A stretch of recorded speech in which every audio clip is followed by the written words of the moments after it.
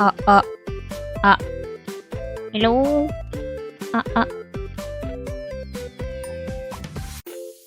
Hello, hello.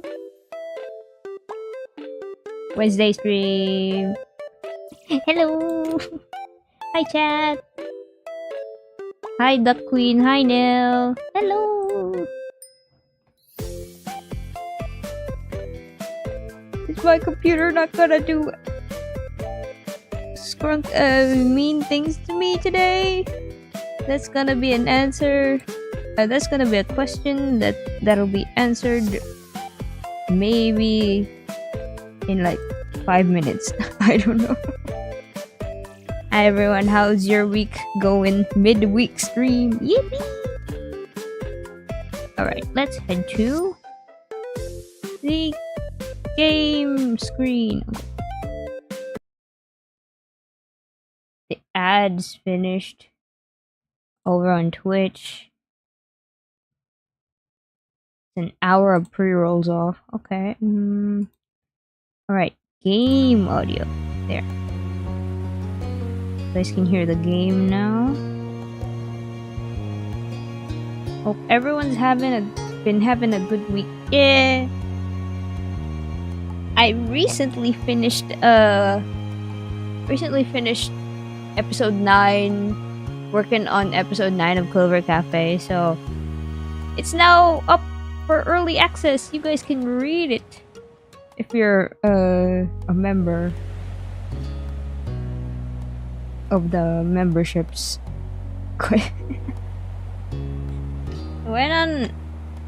I went and played this offline a little bit, just so we could get like the regular moments with Cove out of the way, and then we can play through the rest of Baxter's DLC without any worries.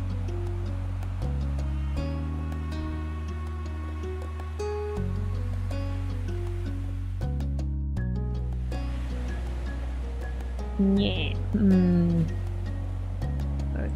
Okay, to recap. Chat. Oh, don't mind this. I am playing another run because I plan to do like the wedding DLC after I finish both Derek and Baxter's epilogue.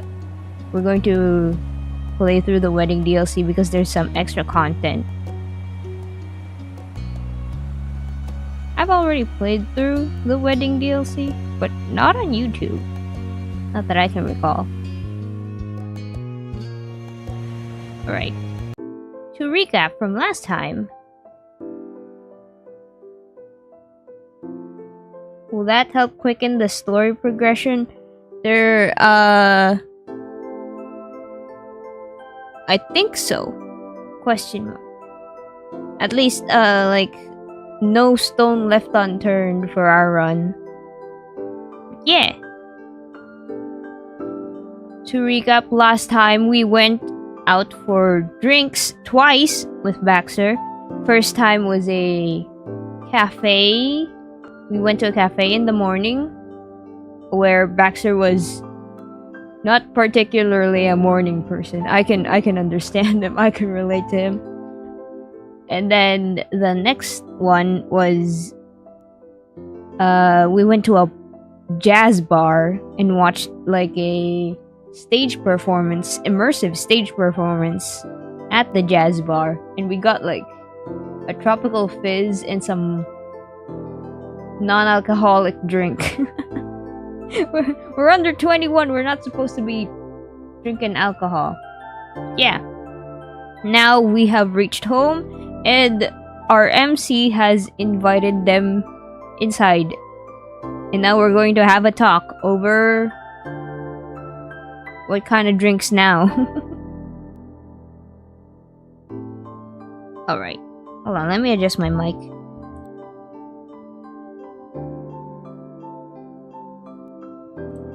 Some very tense music right here.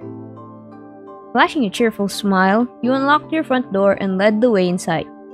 Baxter dutifully followed, pausing only to wipe his shoes on the doormat, just as Ma would want. Alright, We're still in our fancy clothes. All the lights were on in the living room, but there was a brief flash of panic at the prospect that you'd lured Baxter into a run-in with your family at the worst possible time. As luck would have it, when you poked your head around the doorway, the room was empty. You couldn't hear movement. You were alone for now. So you gestured for Baxter to sit down and make himself comfortable. He graciously accepted the invitation. Or I need to take a sip because my throat's a little dry.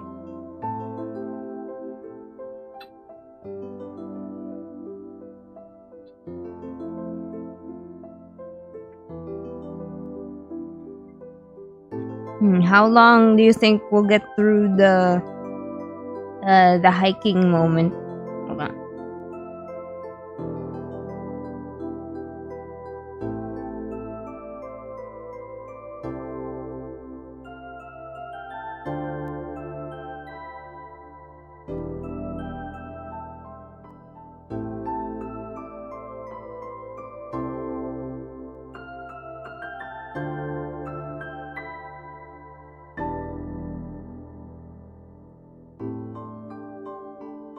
Rather than crash on the couch, he sauntered over to the table and pulled up a chair, prim and proper to the last. Having got this far, you willed the hostly components of your brain into motion. After seeing a professional like the bartender at work, you had some standards to live up to. First things first, the technical reason why you'd invited him. What do you want to drink? Oh, we have juice, milk, and other things. Just water, please. I don't have the appetite for much else right now. His reply came without hesitation, but it lacked the usual degree of confidence you'd come to expect from him. The sound of it spoke volumes. While nobody could go so far as to call him fragile, there was no denying that Baxter was a long way from his usual bold self. Gotcha, one water coming right up. You reached for a pair of glasses, deciding to stick with water yourself to keep things simple. After pouring some chilled water from the fridge, you brought the drinks over to the table and sat down across from Baxter. Thank you. Baxter sipped his water quietly, and then placed it back down in front of him. It struck you fully how bizarre the situation would appear to anyone who happened to be watching. Me and everyone in chat. We are watching. It's so bizarre. Two people sitting in a dining room, dressed to the nines, gingerly sampling glasses of plain water.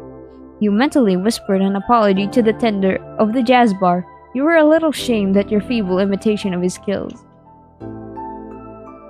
It was a good thing your moms weren't around to see this either. They'd never let you live it down. Not in a million years. But that was all beside the point. You knew, and Baxter knew, that the pretext of coming over for a drink was simply that, a thinly veiled excuse.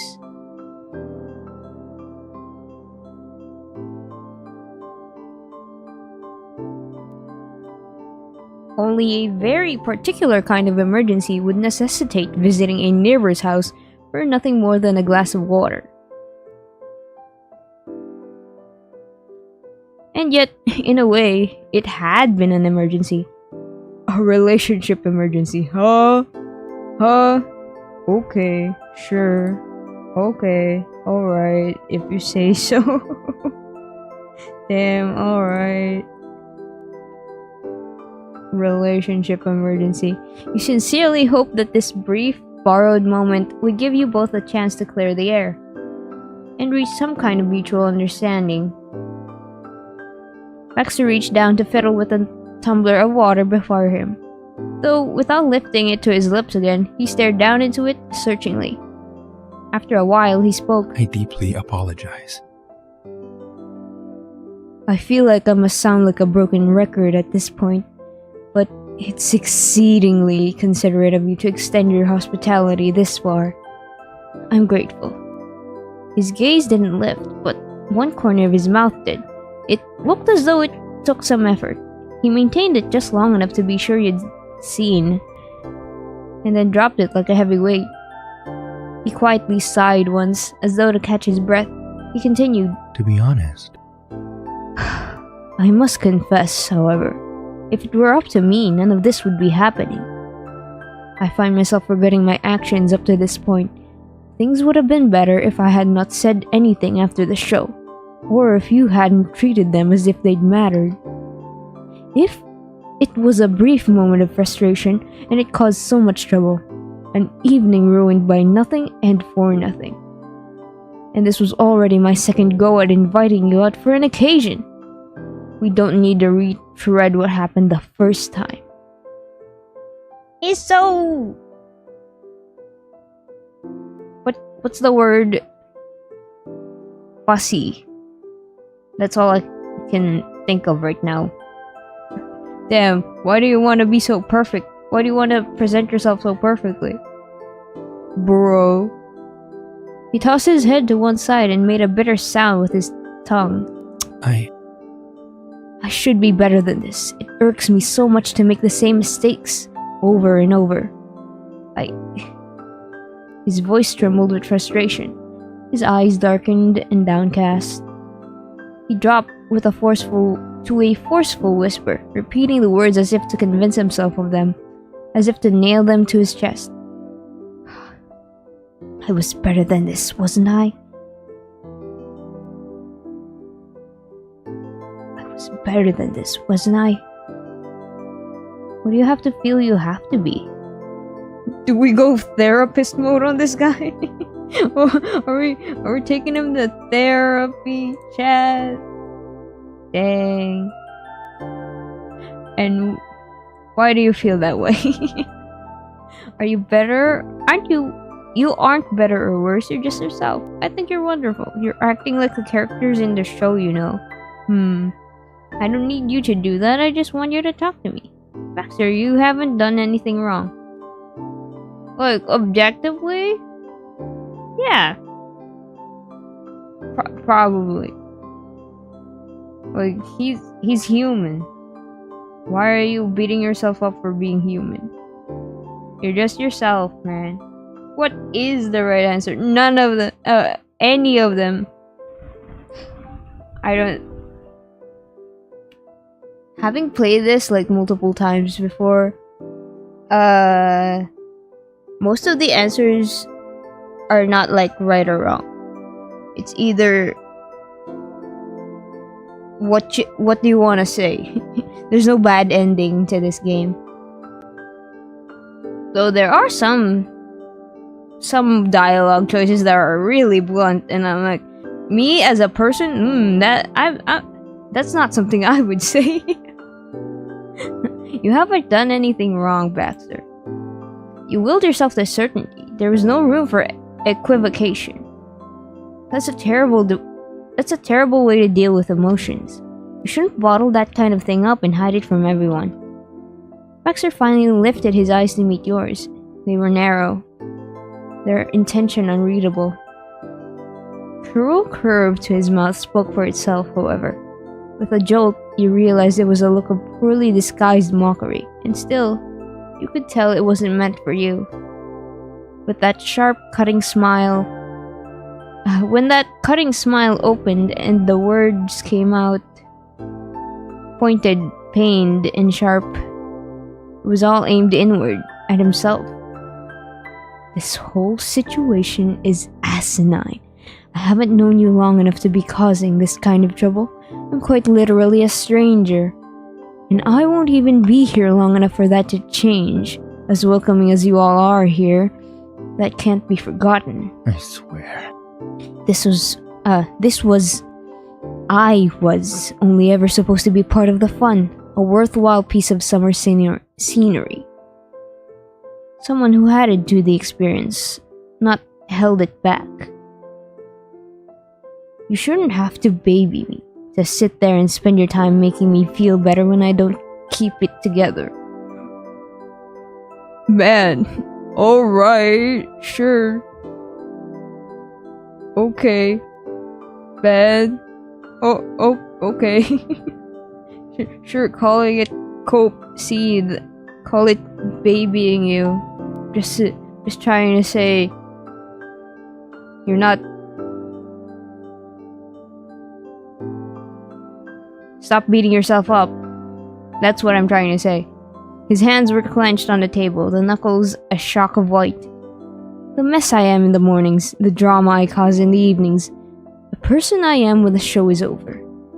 These aspects shouldn't be any of your concern. I don't provide that support to you, do I? And how could I when I don't know you?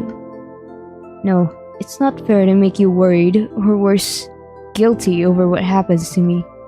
What matters is that when we're together, it's for the pleasant parts of existence. The less ideal shades of life can be managed separately. He slumped back a little in his chair, the power having gone out of his voice. That's all I wanted. The blood was still pounding in your ears. Witnessing Baxter like this, as you'd never seen him before, was equal parts exhilarating and shocking. His inner conflict now an exposed wire. Do not touch the exposed wire, you will be electrocuted. That's like... wire safe... oh my god, the tracking. That's like wire safety 101. Don't touch an exposed live wire. You heard it here from me, folks. When you're working on your electric wiring, don't touch the live exposed wires, please. It's pretty fun touching wires. No. Don't touch wires. No.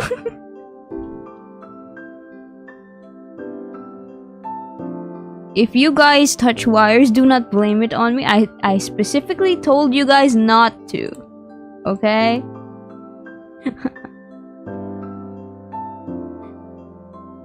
How many times had you sat across from him these past few days?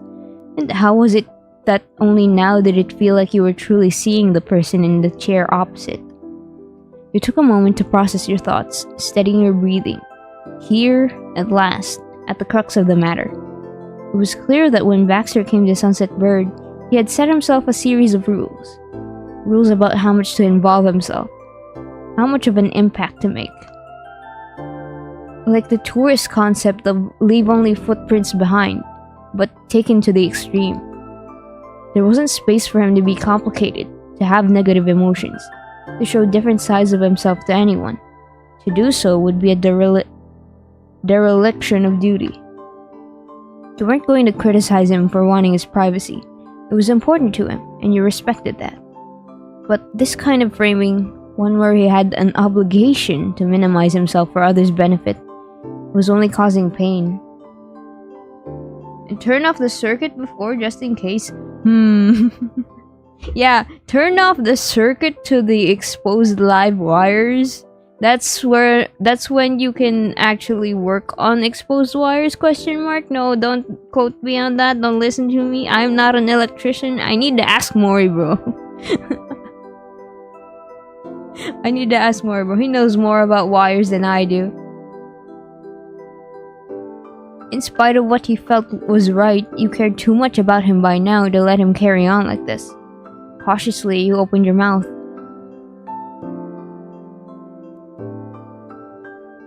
It's too late, Baxter. You're not a stranger. You're my friend. No one cares if sometimes you have a bad day. I still want you around.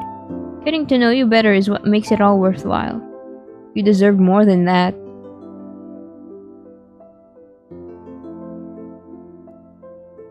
Chat, where are we on the scale with Baxter? Are we actually, like, good connection with the guy, or is he really just the summer fling? I'll let you guys decide.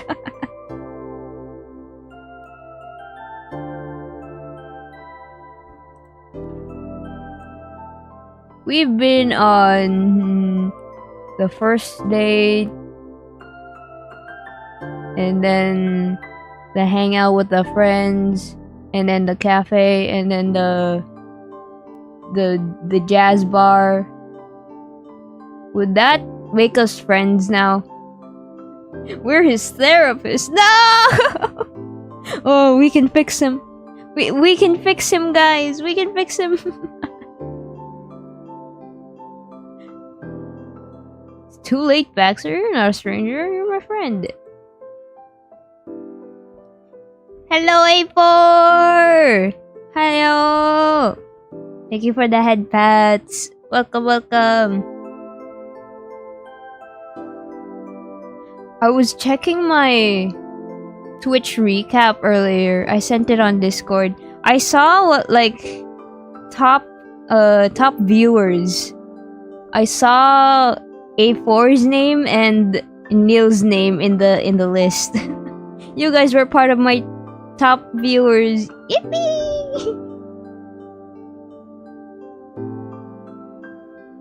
Thank you guys for watching. It's always fun to hang out with you guys and chat and like do silly stuff. Yay! Recaps are fun.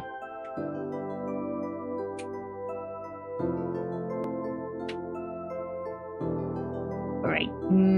What was I supposed to do? Alright. Yeah, continue. I am honored. Yeah. You spoke earnestly and with as much composure as you could manage. Right now, more than anything else, Baxter needed to know how wrong he was. He wasn't a burden, and his feelings didn't hurt you. You tried your best to communicate this to him. And then another thought made itself known to you. One that ached under your ribs. You couldn't help but give it voice. We finally met again, after all these years. You haven't been nobody to me for a long time. You said your piece and went silent. The house lay still, and the windows were empty portals, black with night. The only sound was that of both your breathing. Baxter's eyes had been locked with yours during the speech, the last heat of his frustration smoldering within them. Now, in the quiet, you finally felt the embers fade completely. His gaze slowly slid to one side and then down. He swallowed.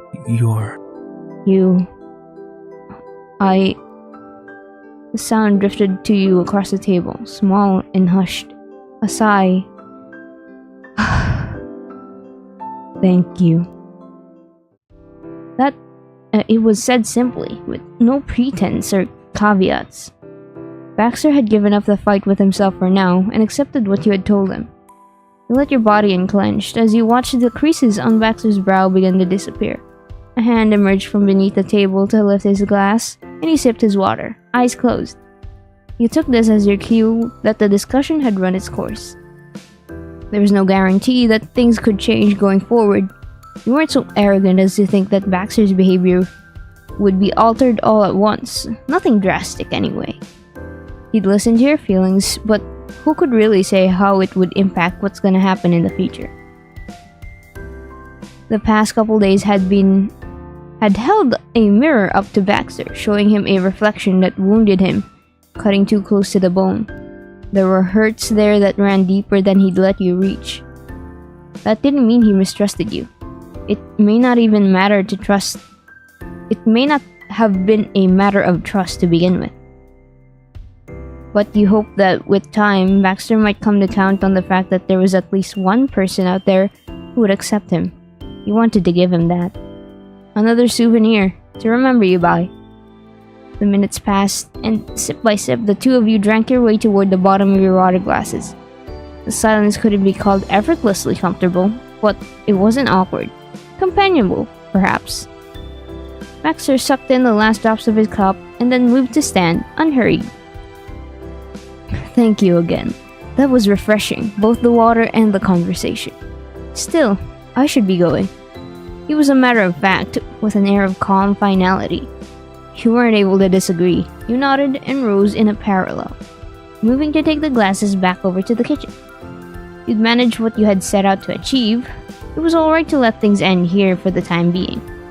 The night had spun around your way, and hopefully Baxter could see it as a positive when he reflected on it. You walked with him across the living room to the front door. With his back to you, you heard him begin to say something. I appreciate the understanding. I appreciate you taking the time to discuss this with me. For listening in spite of... Well... He gestured to himself, the meaning clear. Before you could tell him not to mention it, he reached the front door and came to face you. There was a mischievous grin on his face. You welcomed it like an old friend. But now, since the final act is over, how would we rate this event? Since I sincerely hope that it was acceptable on the whole. The question had a laugh to it, and underneath there was the faintest hint of that self-mockery from before. But now it was toothless, empty of malice, and entirely in good humor. You couldn't help but snort a laugh, unrestrained and affectionate. Oh, Baxter, how quickly he recovered his footing. Don't worry, it's a solid hit with the judges. You haven't lost your touch. I had a good time. Thanks for the evening out. Thanks for a fun evening out, and for stopping by too. My pleasure. Don't mention it. The pleasure's all mine. Good night, Mori. Until next time, good sir. Have a nice night, Baxter. Baxter liked you, even if he didn't want you to know. Even if he didn't want you to know him, you were sure of that much. You were sure of that much. And then he made good on his promise to depart. Baxter stepped out into the dark night, and the door shut behind him. The long day came to a close along with it. When he was gone, he remained in the entryway a while, lost in thought. You'd see him again. Perhaps tomorrow, perhaps not. He might have plans, but there would be a next time. You saw your face reflected on the dark glass window by the door, and found yourself wondering which Baxter you'd meet when the day came. Whoever he was, whenever it was, you'd be there. Yippee! We finished that! Oh my god. That was like 30 minutes! Oh, good god. Oh my, I'm so honored, Yippee. Thank you, Mori, for the awesome you. Aww. A4. I'm glad to be able to share all my silly things with everyone. Yes. Now, on to hiking! Finally, we start the hiking! Oh wait, I need to save. Good god. Here. Overwrite save. Yeah, there. We're going upstate, I think, with this one. Going to a mountain lodge. No two summer evenings in Sunset Bird look quite the same. Not downtown, not at the beaches, and not on a street, where the only change that anyone had seen in years was the arrival of a new tourist.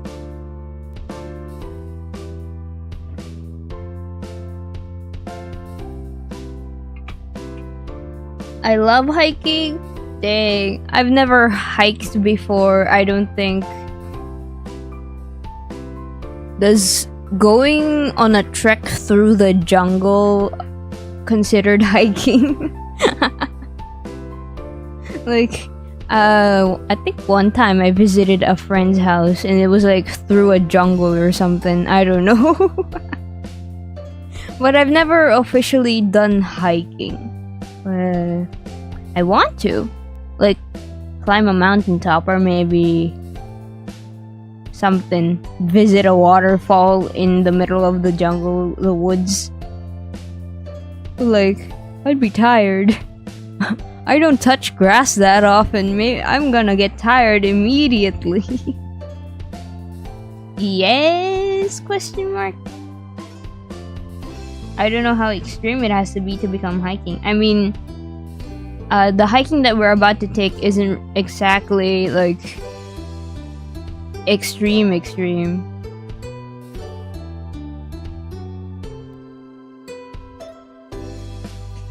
Though you hadn't seen any stars in the sky, you knew the day was almost over from the sound of chirping crickets. Shadows of swaying branches were stretching across the grass. Well, probably.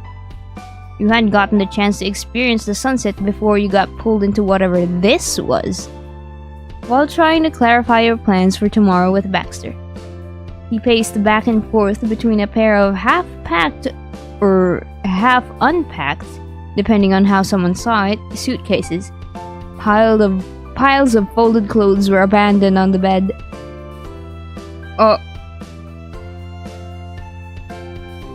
You stood as far away from the disaster area as possible.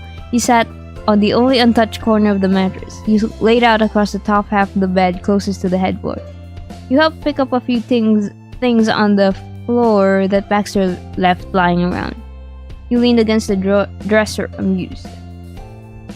Where are we placing ourselves in the room, chat? As far away from the mess as possible. We're not touching any of that. Are we right next to the dresser? I would lean against the dresser. Like, watch him rummage through his clothes. Like, frantically trying to find this one shirt that he needed. Yeah, dang. Leaned against the dresser, amused. It was funny. Baxter was simply grateful that you weren't hovering over his shoulder. This wasn't the first time that you'd been in the condo.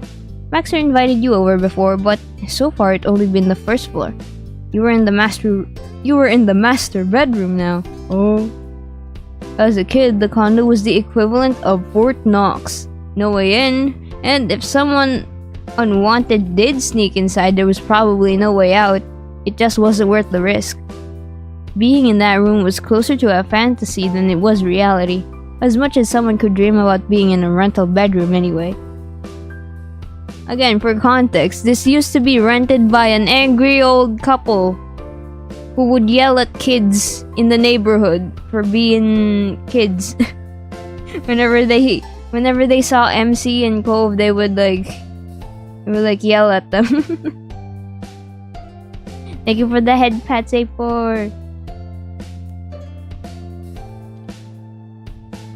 And yet, here you were, all thanks to Baxter, who didn't seem to realize the gravity of the situation. One of the doors to the armoire, his word for it, was ajar. His hangers rattled from the excessive force Baxter used to remove a few of his jackets. He was at least careful enough not to knock into you. Old people being old, yeah. Somehow, when you grow older, you end up hating children. I don't know. Don't they got grandkids? Kinda mean grandparents hate kids. I mean, they're mean. Honestly, you weren't sure why he packed them at all. It never got cold enough anywhere in Southern California to wear outerwear during the winter. Never mind the summer. And yet, he still brought them, no matter how much he was convinced otherwise. So? It'll be cooler in temperature, but just barely. While we won't be seeing any snow, I would suggest you bring a jacket and a sturdy pair of shoes. He pulled another zipper on one suitcase, peering into its contents, but not deeply investigating for long before he moved on to the next thing, a drawer filled with nothing that he abruptly shut. He waded past the only part of his wardrobe that remained neat and in place. Formal clothes. The suit he wore to the interactive play was perfectly arranged for use at any minute. In case there was another regal emergency. Baxter hesitated before leaving that be. His fingers grazed at the top of the comforter as he passed.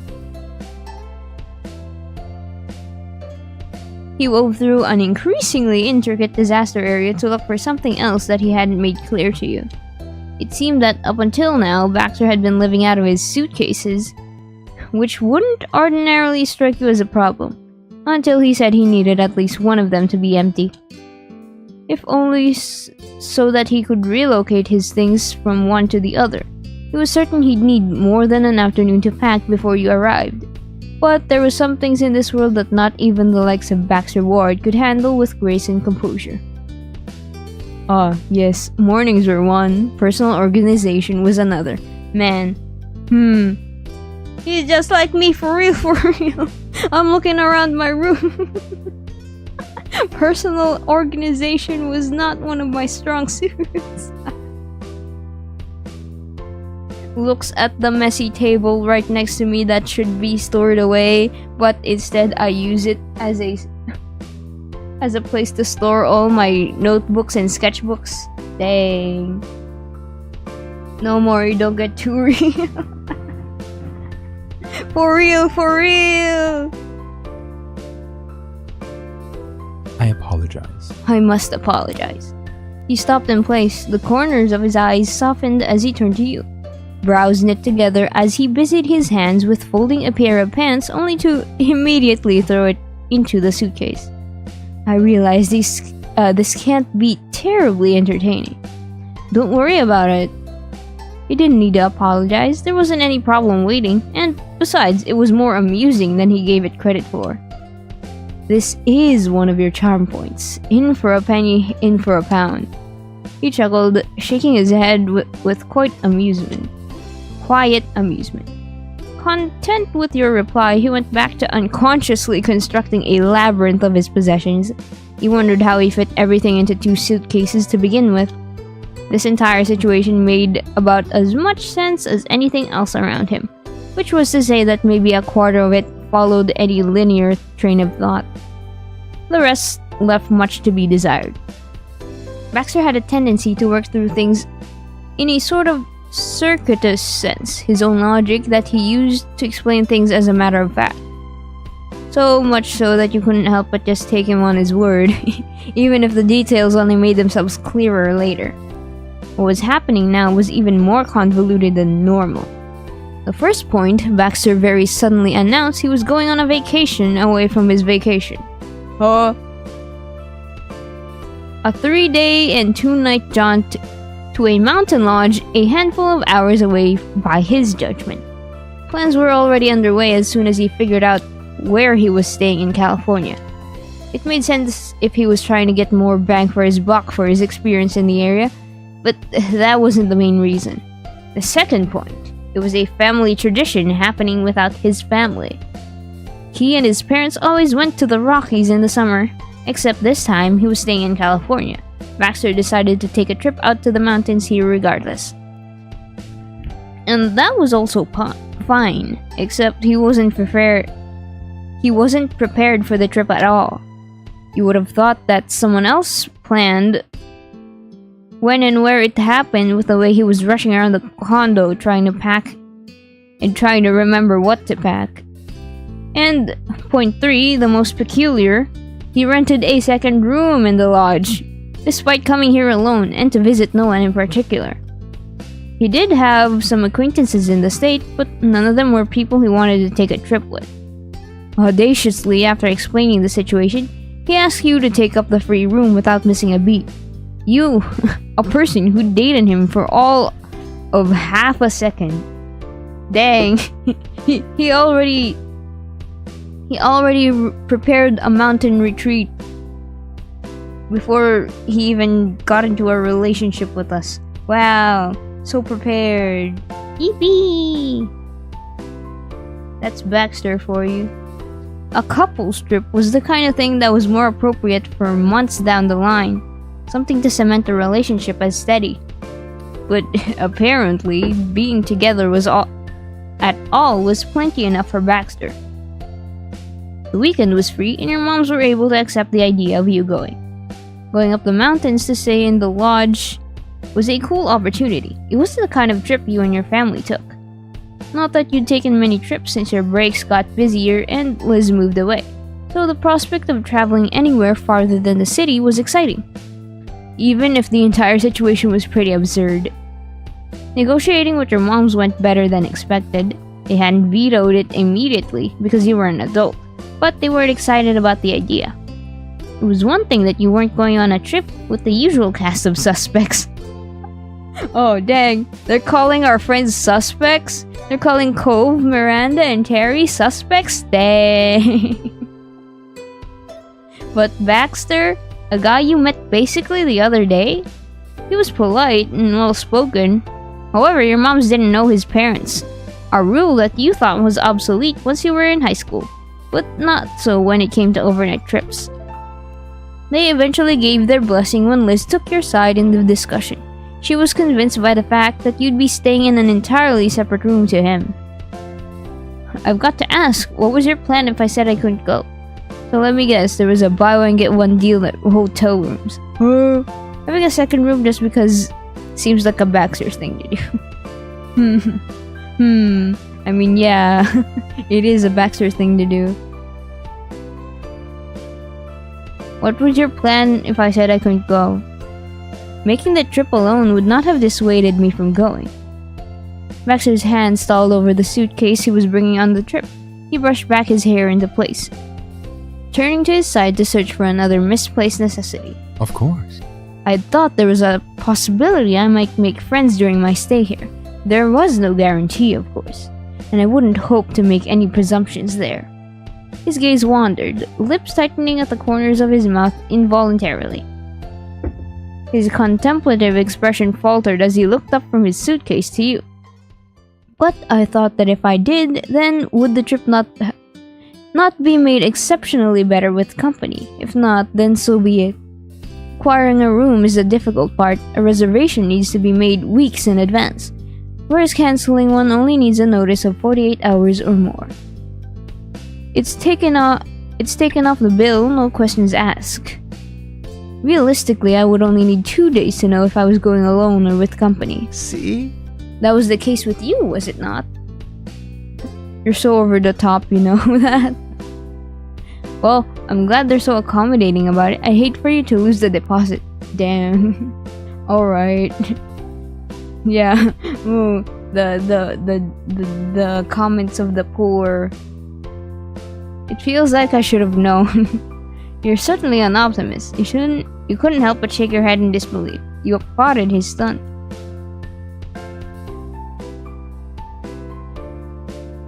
It feels like I should have known. When you say it that way, I almost sound predictable. I'm wounded, Mori.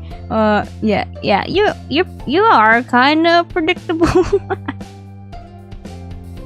You are kind of predictable, yeah, I would agree with that. Sorry if it hurt.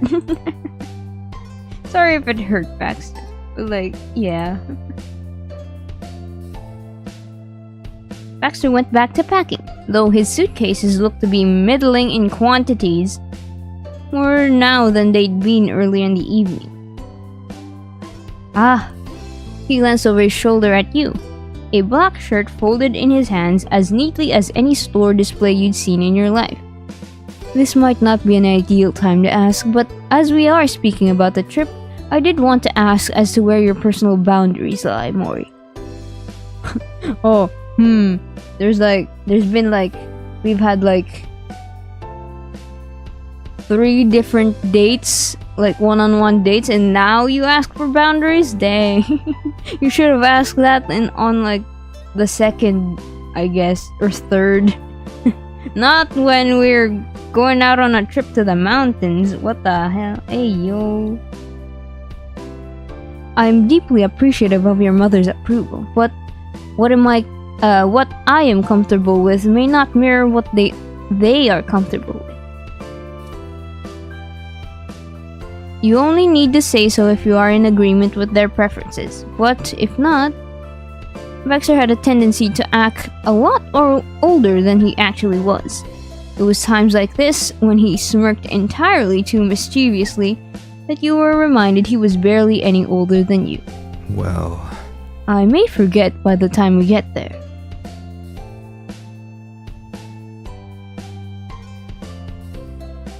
Chat, what does that mean? Chat, what does that mean? Conspiratorial looks were exchanged from across the room as you smiled crookedly. Baxter was a real one when it came down to it. Moms were hoping Liz could come along too, so I wouldn't be alone. He didn't look surprised by the suggestion, completely aware of how it must have, and certainly did, come off to her parents to invite their youngest on an overnight trip. But she argued I wasn't going out of state, and I'm not still a kid. I just have to call Liz every day. I mean, call. She won't let me get away with texting. If I don't, she said she'll call the hotel instead, and the police, and anyone with a phone number to report that Pepe Le Pew. Is that how it's pronounced? Pepe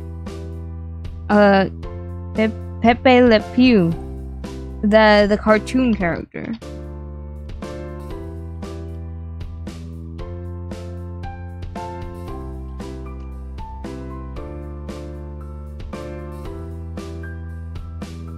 Happy pee pee. Oh my god, Lazada. No. Lazada Ed.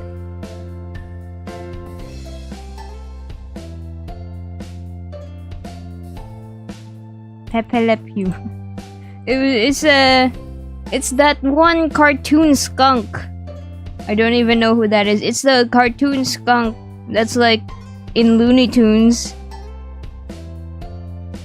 I think. Yeah, they're in Looney Tunes. Who like constantly wanted to romance a cat. Hold on. Am I allowed to even put the image into my stream?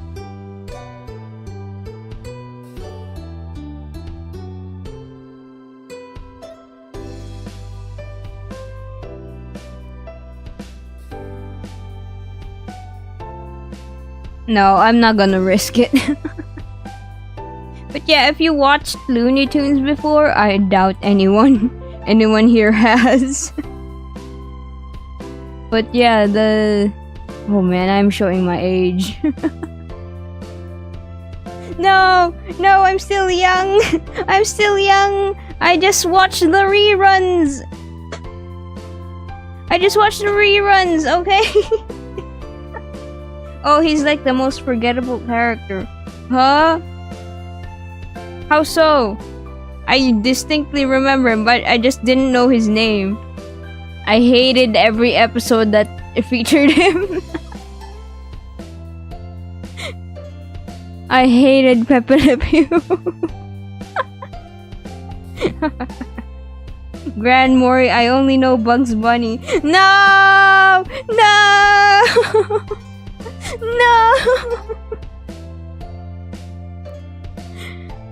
My cartoons! The cartoons I watched in childhood, they're being exposed and it's showing my age now.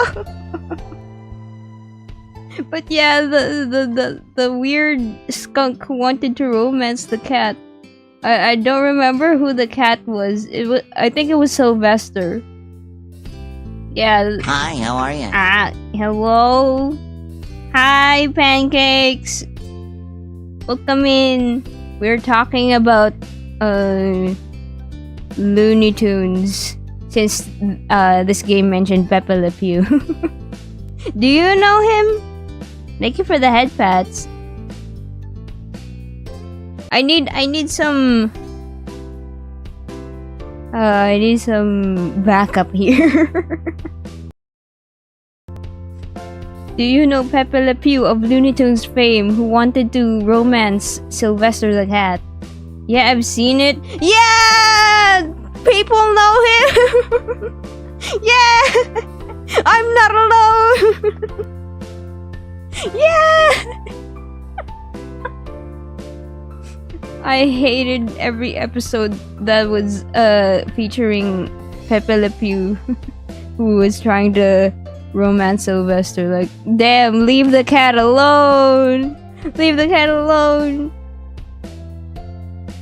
Baxter snorted. Not laughed, full-on snorted. He covered his mouth, quickly avoiding your gaze, as he had to resist the urge to laugh harder. I was listening. I didn't think it was an old cartoon. Really? Well, when was the Looney Tunes?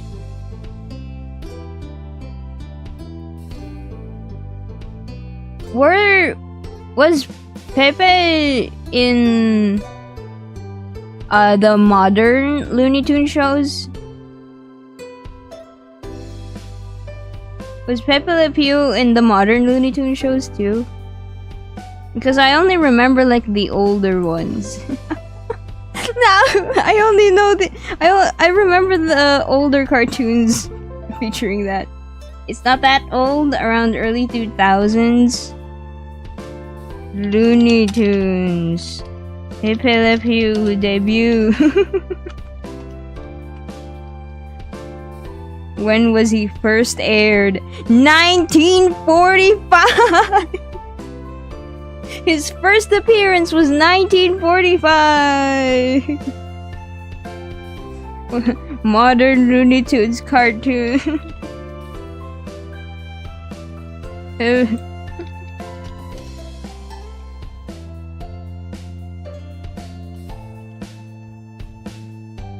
Was he ever in the modern cartoons? I don't think so. Probably.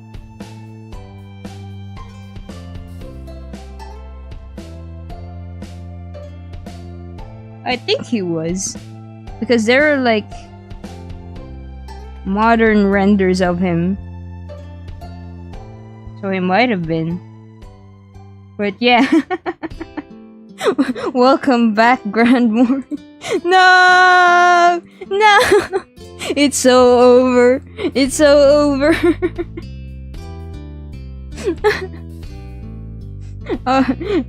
The roller coaster ride of knowing and watching old cartoons. Like, it's so over. Oh, we're so back. It's so over. 1945 is so over for me. You didn't know whether he'd seen the original cartoons or one of the more recent uses of the character, but he definitely got the reference. I was surprised to give your sister my... I was prepared to give your sister my thanks for convincing your mothers, but it appears everyone has notes on my manner of dress these days. Yeah, Mom jokes that those old-fashioned black and white striped jumpsuit inmates... damn, I can't read. Chat, I can't read apparently. Mom jokes that those old-fashioned black and white striped jumpsuits that inmates wore would match your hair. You know, if Liz did call the police on you. How clever. Is a black and white tie out of vogue, Mori? You aren't wearing a tie. Oh. Trying to suppress the grin was nigh impossible, especially after reliving the conversation about his vague resemblance to an aggressively forward skunk and a criminal. Yes, hold on. Let me try to find it. This Thai reference, I think they're, referencing his beta, Baxter Ward. His beta clothes. Like, back before the official release of the... Or, well, the official sprite for Baxter was out. Let me see if I can find it.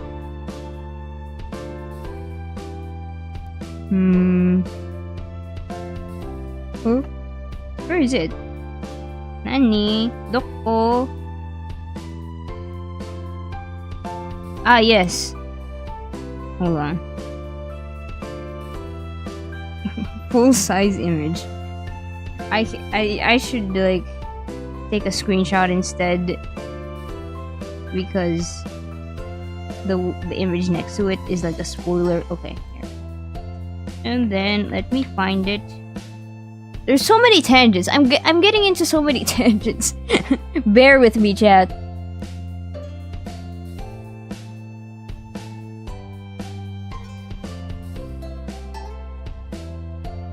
Oh my god. Please load.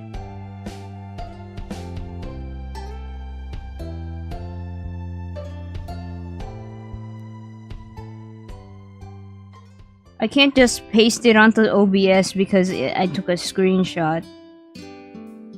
I need to find it in my screenshot folder. Here we go. Look at this guy. Look at this guy. Get a load of this guy. Black and white tie, huh? You were wearing a cravat. Man was wearing a cravat back then. We could have had this back then. Good thing they took it out. Good God. I don't think I would have liked seeing a guy like this. Is he getting... It looks like a bib! No! We have failed. History has failed. We have failed to document the cravat. It looks like a bib. No!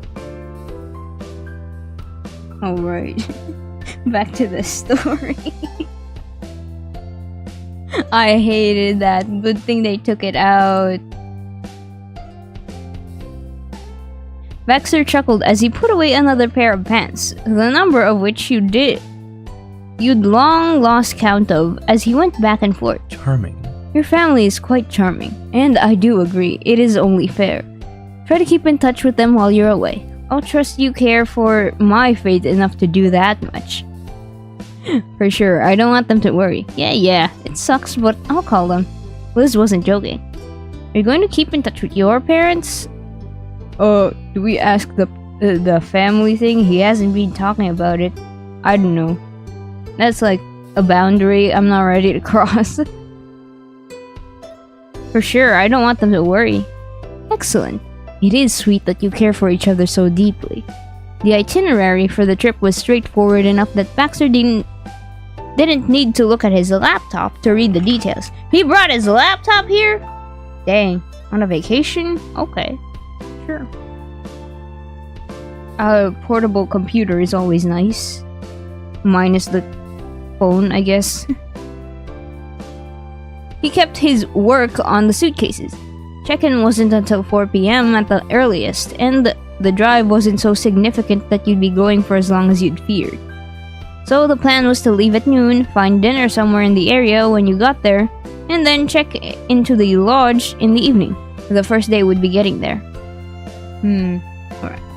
Alright, I need to take a sip.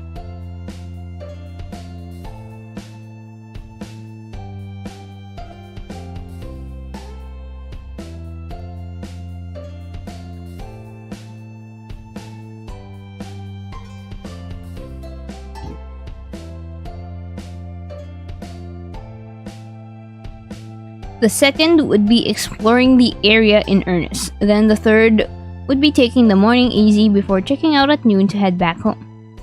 Well, home for you, vacation home for Baxter. It was perfectly reasonable according to him. Wow, 2 days on the road?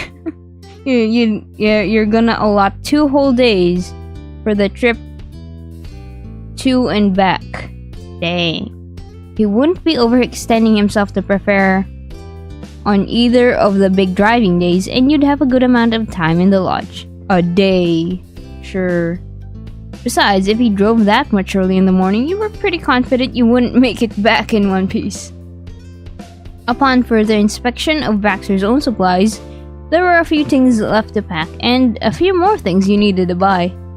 I don't suppose we'll need any formal wear, really. But on the off chance that we have a dinner at the restaurant that necessitated that, I think it'll be okay with that. But I'll see you tomorrow, Baxter. I gotta pack too. Good luck! As you started to make your way out of the master bedroom, his head snapped up. Oh, See you. Of course. I'll see you tomorrow, Mori. Have a good evening. Morning came uneventfully, save for the final warning from your family about how they'd deploy a full-fledged investigation team the minute that something seemed off.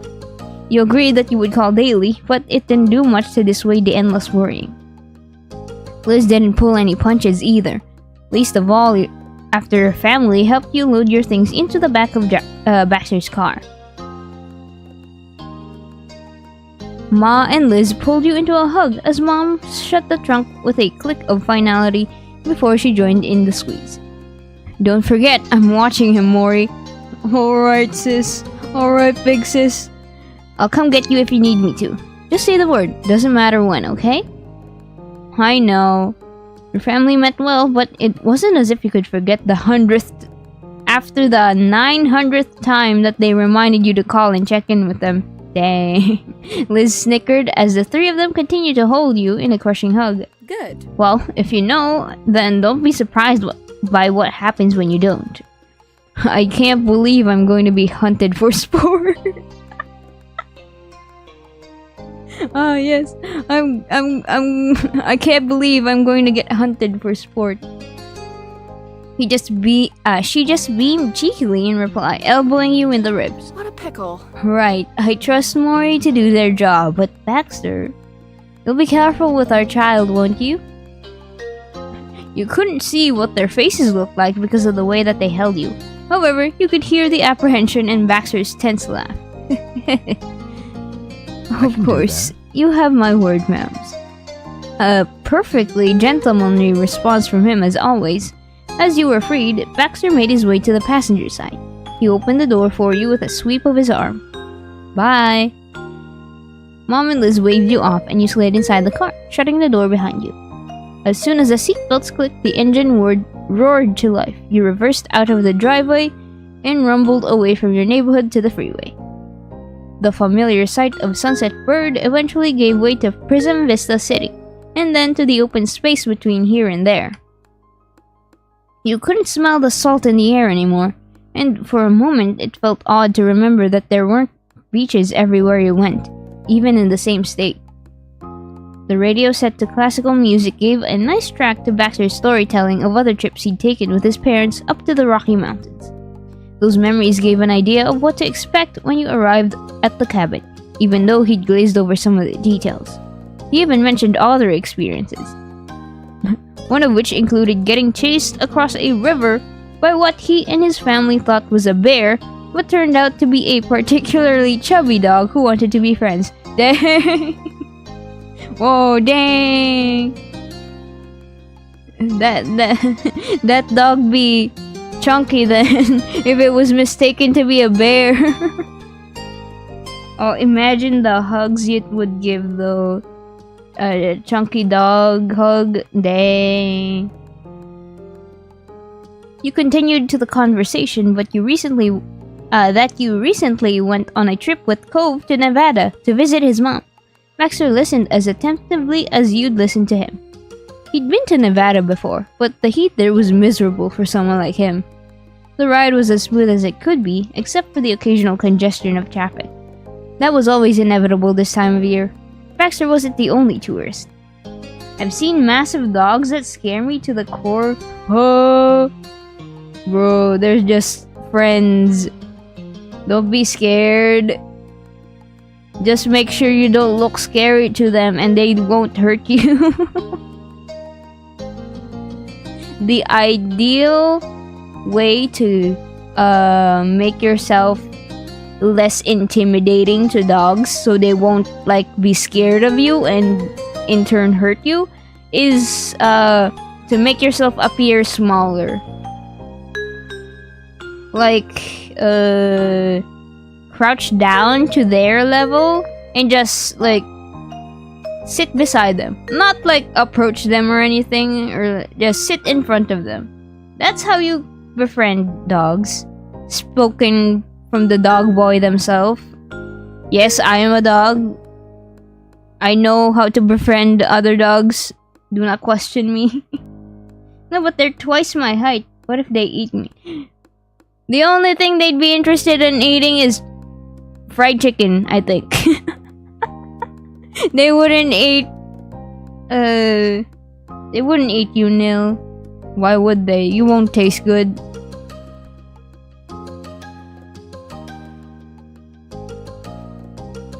Eventually, the massive freeways came down to 2 lanes as the elevation grew steeper and steeper. Roads cut through canyons, giving a scenic view. You still texted your friends and family between conversations and sightseeing until you lost signal. By the time you hit your first official checkpoint, it was late in the day. You stopped at a roadside diner for a bite to eat before finishing the last leg of the trip. You offered to drive, but Baxter waved it off. It was already enough that you came at all.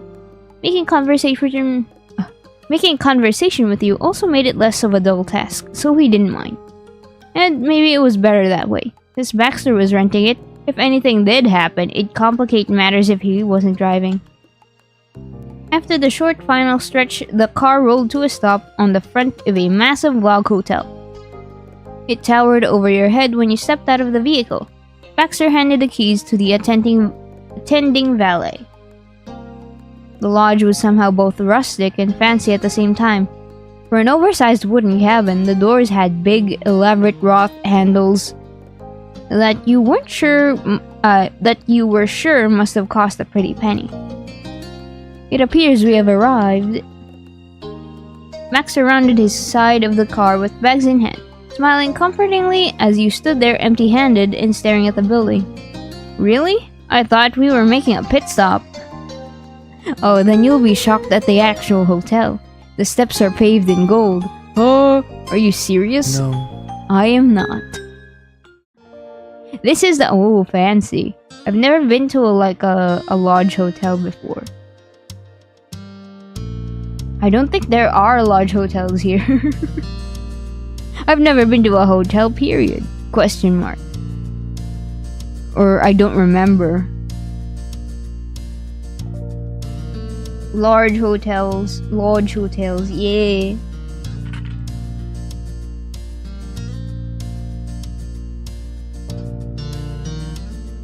I think the last time I was in a hotel was when I was like a kid attending a relative's wedding. And like they were preparing in the hotel room. I don't know if it was part of the wedding though. I don't remember. But yeah, it was like my last hotel experience. Question mark. And I don't even remember the wedding itself. Why did they ever even bring me? I wouldn't even remember. You both carried your things into the lobby. You hadn't brought enough with you that you needed to make a second trip. And after all that consternation in his bedroom, Baxter had managed to shave everything he needed down to one bag and suitcase. That's still one bag and one suitcase. That's the... The lobby was as big as the front of the building suggested. Light piano music tinkled in the background. An untraditional chandelier hung from the ceiling, sunlight shining through the glass doors and reflecting on the carefully cut stonework. A chandelier in a log cabin? Okay. Weddings are like an event everyone has experienced once. Yeah, at least once. It's like a rite of passage to being a human being, I guess. You're going to be invited to a wedding once in your life. I've been to maybe at least 3 that I can remember. At least 3 weddings. A fireplace burned in the far end of the lobby, for whom you could only presume to be guests, but despite all the chairs and couches available for them, there was scarcely a soul. It wasn't cozy, not in the way you'd expected it to be, given Baxter only described it as a mountain lodge. It was big and impressive, and even the stairwell seemed more fitting for a medieval castle than a homey cabin in the woods. To one side, the front desk was occupied by staff who were busy with helping a large party. We may be waiting a while. Why don't we set these down? He tugged at the strap of the crossbody bag he had over his shoulder and lifted the suitcase in his hand, gesturing for you to follow to the nearest open seating, which was all of them. Footsteps echoed in the cavernous room, and when your bags hit the ground, the sound of that did too. Baxter opted to set his bags on one of the chairs instead of sitting. He'd been stuck in the car for too long. He didn't make a point of stretching his legs though, ostensibly because it would have looked overly casual for a man such as him. What do you think? So now that you've gotten a look, what's your opinion of our temporary abode? Temporary abode, okay. I couldn't have imagined it be like this. I think it's a little overdone. I feel a little out of place here. It sure isn't summer anymore, you joked. It's nice. Ah yes, the beach child going into the log cabin.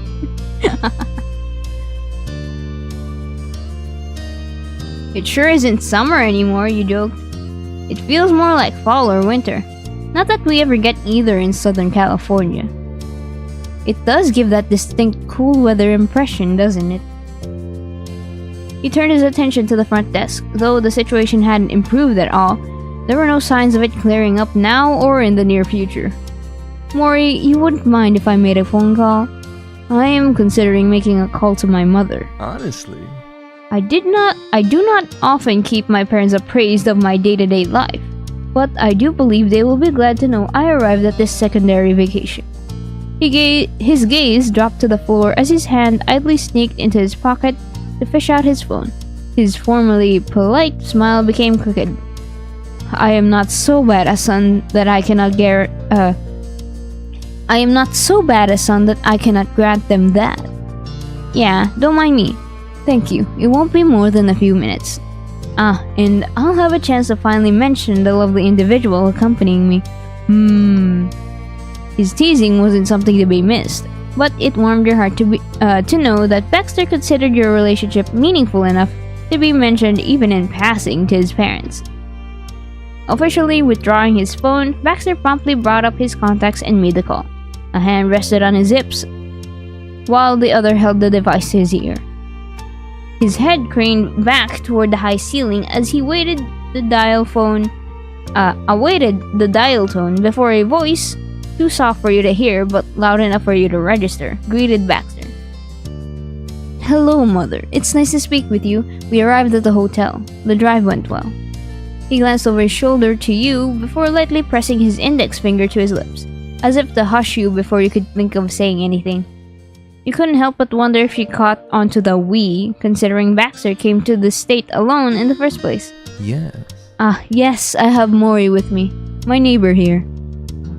Of course, that is the greatest understatement of our relationship. They are quite special. Oh, quite special. Okay. Oh. Tell your mom I said hi, you whispered to Baxter. Hi, Mrs. Ward, you shouted. You waited patiently, not wanting to interrupt. Tell your mom I said hi, you whispered to Baxter. His soft brown eyes lit up with a new warmth, having not expected you to take interest. Mori says hello, Mother. He nodded as she said something in response to him. However, his attention didn't move from you. As the conversation continued on her end, he lightly covered his phone with his hand. She says hello too, Mori. Cute. He smirked while his mother continued on in his silence. You weren't honestly sure that he was listening enough to have caught what she said. This was the closest approximation you'd ever gotten to the vague concept that was Baxter's parents, and it was such a small thing, watching as he spoke to one of them over the phone. It felt so radically different than it did with your other friends. You knew Kyra and Mr. Holden, just like you knew Derek, Randy, and Terry's parents. All you heard about Baxter's parents, other than they were educated and old-fashioned, was that they didn't mind sending Baxter off to Sunset Bird for the summer. They wouldn't see him this season, and so you wouldn't see them. You had to wonder if someday you'd get the chance to meet them, or speak to them directly. It didn't seem like a priority for Baxter. You were only dating for a little while though, so maybe it was enough to just let them know that you existed in the first place. After a few hmms and yeses, Baxter's attention shifted to the front desk, which was slowly being vacated by the previous group. Mother, this was lovely, but I do have to take my leave. Take care. Oh, yes. You too. And with only a brief goodbye, he hung up and pocketed his phone. He turned toward you, picking up his bag and suitcase. Shall we go and check in? Yeah. You trailed after him with your own luggage. The hotel receptionist smiled from behind the wide counter, her eyes somewhat weary from the day's work. Good evening. The receptionist nodded, offering her own greeting in reply before asking if you were both checking in. Exactly, and I would appreciate your assistance in doing so. The reservation should be for 2 rooms under Baxter Ward. Handing over his driver's license and credit card, the receptionist made quick work of their computer system and slid 2 pairs of plastic cards through a machine. You were going to be in room 194, and Baxter was going to be in the room next to you, 193. She picked up a map and drew a few arrows and lines. You were directed to take a left and head up the elevator, or take the stairs to the 2nd floor. Head up the elevator for, like, the 2nd floor? I mean, yeah, sure, I'd take the elevator. But you could take the stairs anyway. With keys and map handed off, you and Baxter departed from the front from the front desk. So, did you want to take the elevator or stairs? You realized Baxter didn't immediately follow. You turned back to him as he caught up, gesturing for you to wait. He dug out one of his keycards and offered it to you. Now. Elevator. Here. It may not be necessary, but I would be happy to let you have it in case. Thanks, Baxter, but I don't think I'll use it.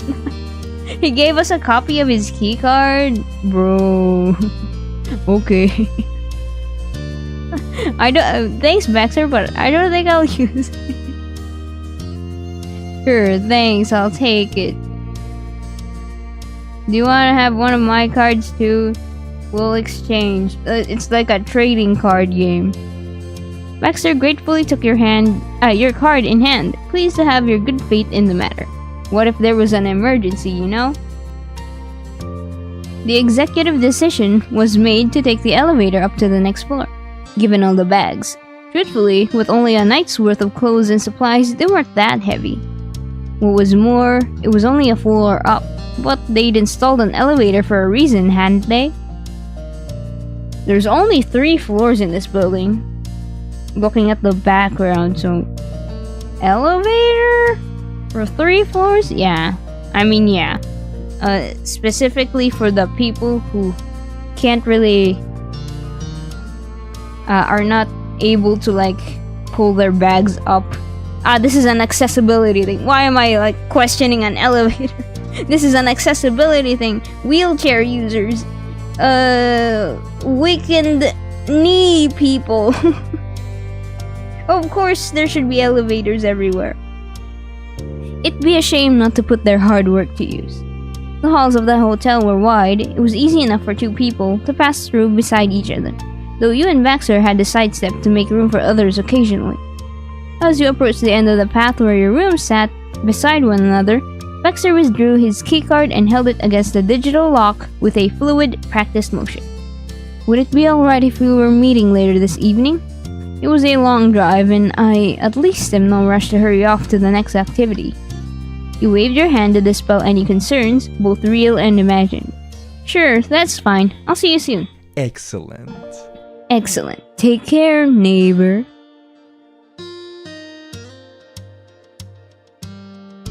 Okay. He winked, laughing as he disappeared inside his room and shut the door with a click. Tapping your card against the lock, you followed suit. Alright, neighbor. In comparison to the hotel foyer, the room was cozier. Not by much, but it was much less grand in scale. One wall was laid precisely with wooden planks. At the center of the room, the headboard of the single king-sized bed. Oh! We got a king-sized bed all to ourselves! Dang, we're living like kings here. I don't want to leave. I wouldn't want to leave.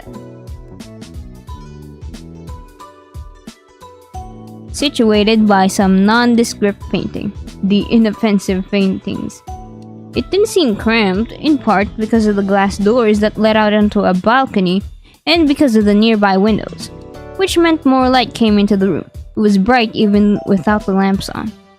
In the breeze of the quiet evening up in the mountains, the branches waved to say hello. Setting down your stuff, you started unpacking toiletries and clothes before searching for a plug at the nightstand for your phone charger. As you unpacked and the sun rays slipped further out of the room, it occurred to you that you also owed a call to your loved ones. Any further delay would have led to officers busting down the door, and it was hand-carved mahogany. Maybe. It didn't take more than a couple clicks through your contacts to pull up Liz's number. She'd been one of the last people you were texting on your way up here, before the signal cut out in the first place. The phone rang for a second before your sister's voice came through the other line. There was an exaggerated tone.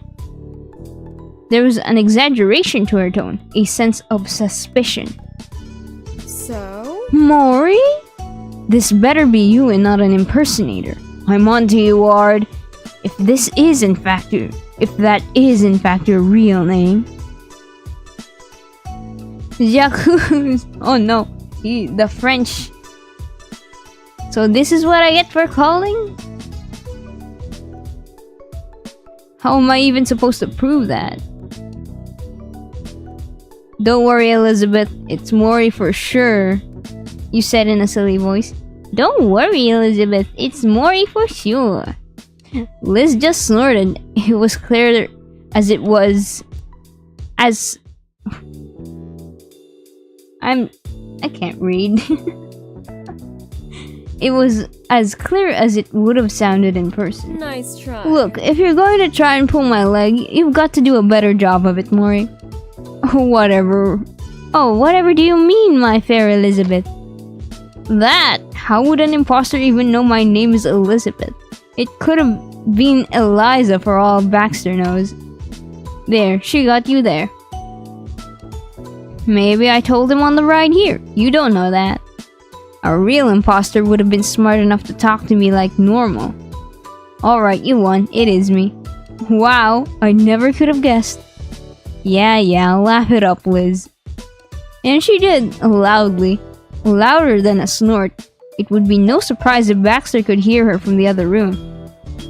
Moving on, I'm glad you got there safe and sound enough that you're keeping up with me. I still don't know about that Baxter guy. He's too formal and stiff for someone younger than me. But I guess he got you there in one piece. How's the lodge? The beach seems like a million miles away. The beach seems like a million miles away. It feels like I stepped out of the wardrobe into a brand new world, but there's no magic. Narnia! Oh my god. Narnia with no magic? Oh my god. I can see it now. Mori out in the slopes with a tank top and shorts. No!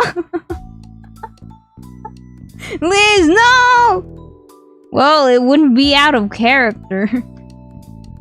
And that's somehow the most worrying part of that. Don't worry, there's no snow. It's comfortable. Your older sister listened with the intensity of someone still handling an interrogation. This will do. Just make sure to have some fun for the rest of us, alright? Take pictures! Take pictures! Mom already started asking why you haven't sent any. They want to see the inside of a car? Right? That's what I said. The conversation trailed on longer, Liz weighing in on the speakerphone with what had been going on at home since you'd left. She mentioned that Cove stopped by at some point to drop something off from his dad and told her to tell you he said hi. Eventually, Liz tapered off and, at the mention of her own sleepiness, she helpfully reminded you to go and get some rest before adding that you needed to call her again tomorrow. The phone was promptly tossed aside in favor of preparing for the night. Then a gentle knock came to your door. Baxter, presumably. Baxter correctly, as he was the only person standing there in the doorway once you opened it. Hi, come in. Bowing his head as he stepped inside, he offered a thanks for being quick with the invitation instead of making him stand in the hallway. Reported in with the commander in charge, there was no hunting tonight. There will be no hunting tonight. Oh, alright. Thanks, Liz. I will not be hunted for sports today. Good, I'll remain on my best behavior to avoid drawing any sisterly ire. Yeah. Don't worry too much about the red dot on your forehead. Yeah. The curve of Baxter's smile widened while he took a quick look around your room. It couldn't be all that different from his own room, but he regarded it as though it were. So? It appears that you've settled in quite nicely. It's late, so I won't keep you, but I did want to discuss our plans for tomorrow. Feel free to enjoy yourself in the morning without worrying about accommodating me. It should be easy to explore the town if you want, but the lodge has amenities you could also try if you're interested. There is a gym around, I believe, along with a pool and a complimentary breakfast if you're up early enough for it. As for the afternoon, evening, and night, I'd be pleased if we could spend it together. Not hoping for a morning call from yours truly. Oh. Baxter didn't do early mornings, or mornings in general. There was no skin off your bones to let him sleep in, especially considering that this was supposed to be a vacation. Well, it was always a vacation for Baxter, but the rationale held. He was always so considerate of you that it stood to reason to do the same for him. He nervously ran a hand through his hair before a semblance of his Baxter Ward patented confidence returned to his features. I appreciate the understanding. I thank you for your consideration. As for what we'll do with tomorrow, how would you feel about a hike? Whoa, we're setting up the hike now. There's a lovely trail that starts directly from here. It loops up and around the forest at the back and then returns to us where we started. Returns us to where we started. It's a bit of a longer path, so we could pack a lunch with us to take on the way. I can have it ordered and delivered ahead of time. Ooh. Did we hike? Did this character hike before? I don't think so. We've hiked... Well, visited the Redwood Forest isn't exactly hiking, I would say. Hiking could be good, especially with the prospect of seeing nice scenery. You didn't mind the suggestion? You were You were already out here after all. You didn't want to go. You weren't sure about going on a hike, but we're open to trying. Going on a hike with Baxter sounded pretty entertaining. Hiking could be good. Let's do it! He smiled graciously. Baxter had his heart set on that outing clearly. You'd made his day by joining the adventure. Goodbye for today. I'll look forward to it then. With that, Baxter took his leave after offering a quiet goodnight. There were a few hours left before you had to be in bed, so you settled in for the first night of what continued to be a surreal experience. It was spent peacefully, then you were drifting off into an equally gentle dream. Alright, this seems to be a good time to take a break because I'm feeling like my voice needs a break. I've been talking non-stop. I'm going to get maybe a snack and refill my water bottle because I have run out of water. Yeah, alright. Chat, if you want to get some snacks, go ahead. Get yourself some nice apple juice or something. Or like a good cheesecake. Yeah, I see you now.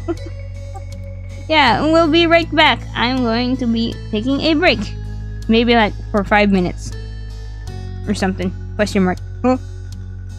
What is this?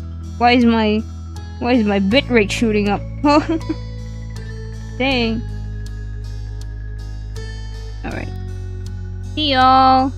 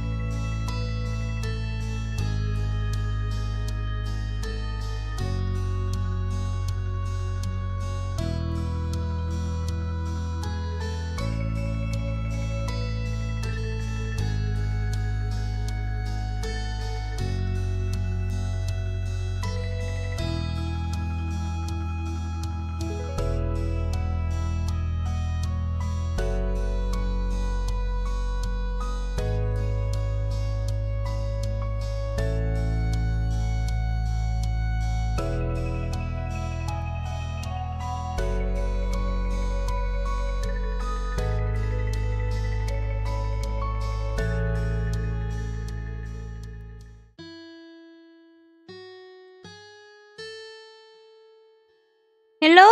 Oh my god, chat, I was muted the whole time. Hi.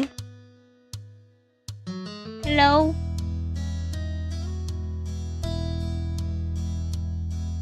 I think the break made my voice sound weird. I don't know. I have snacks. Haha. I have snacks.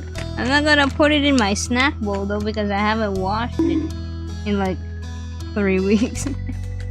I didn't buy any this week. Oh man. Oh well. Listen to my snacking, I guess.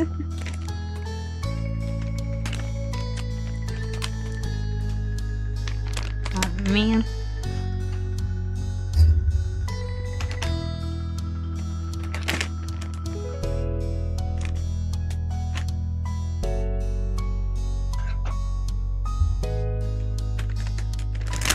Yippee! Ow, why did I get bonked? Delayed reaction.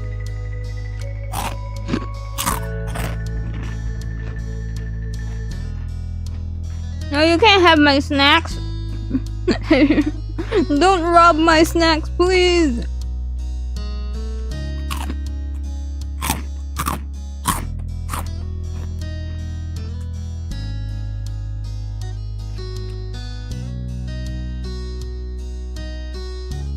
Okay.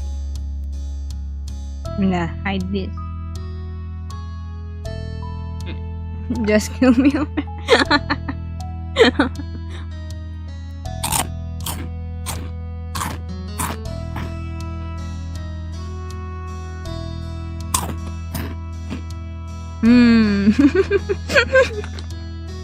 These are extra crunchy.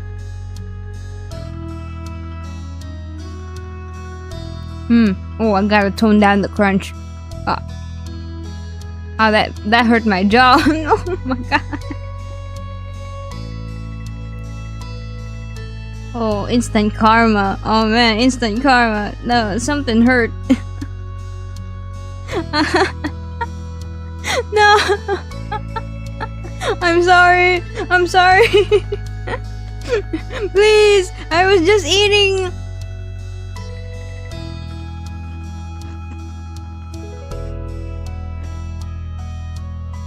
Alright. Take a swig of water and then back to the game.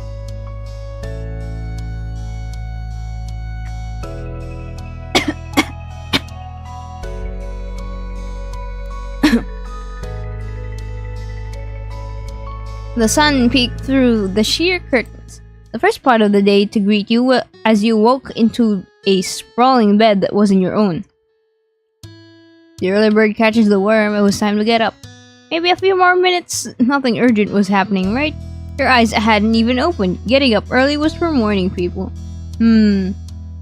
Oh, the struggle. But, yeah, usually morning sun helps me wake up better. Like, directly shining into my eyes. I am blinded. 10 minutes, 20 minutes, probably more passed before you considered leaving the safety of the sheets. But once you managed to unearth yourself from the blankets and wake up a bit, you went through your morning routine and considered the possibilities for the time that remained. Question marks. I have to be flashbanged for me to wake up in the morning. Baxter wouldn't be meeting up with you until around the afternoon. Your growling stomach made the decision for you. The first thing on your agenda was getting breakfast. By the time your hunger was sated, Baxter hadn't contacted you. So, choices on what to do. You headed back to your hotel room for some extra downtime. You wandered the hotel to see the entire building. You searched for the hotel's gym. You went to find where the pool was. You left the hotel and went to see what was nearby. Do we go to town? Or do we just roam around the hotel?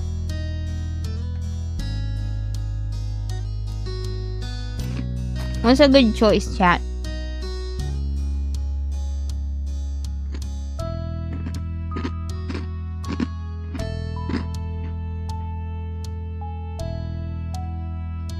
I go out? Alright.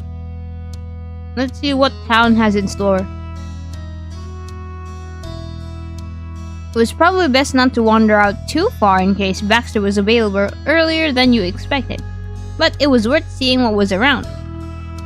Heading out the front door of the hotel and down the steps, you went down the road towards the nearby town that you and Baxter passed through on your way here. Most of it was the same as what you'd seen from the car. Some of the stores sold the typical tchotchkes and souvenirs. While window shopping, you managed to find name keychains for some of your friends and family back home. Poor Mine Cove. Maybe one day you'd find keychains for them. Right, Ma has a Hawaiian name, right? Lani? Leilani? By the time 11 rolled around, your phone hummed with a new text from Baxter. It was as formally worded as ever. Good afternoon, Mori. I will be ready for our hike shortly. I hope the amenities were to your liking. Awesome, I'll get ready too. And yeah, choices. This place has a lot going on. Wonderful. I've always enjoyed how responsive you are. Oh. Dang. Alright. I'll be ordering lunch on the interim. I thought sandwiches might suit our activities for the day. It would be easy to bring along and find to eat cold. I would advise straying away from the paninis for that reason. I'll send along the menu shortly. Let me know what you'd prefer. As promised, Baxter attached a perfectly formatted PDF with said options, which seemed increasingly more complex the lower you scrolled down the menu. Oh, we're getting sandwich lunch. Yippee! Snack. I'd consider a sandwich a snack rather than any kind of lunch, to be honest. Well, that's coming from like the Asian that eats rice every meal.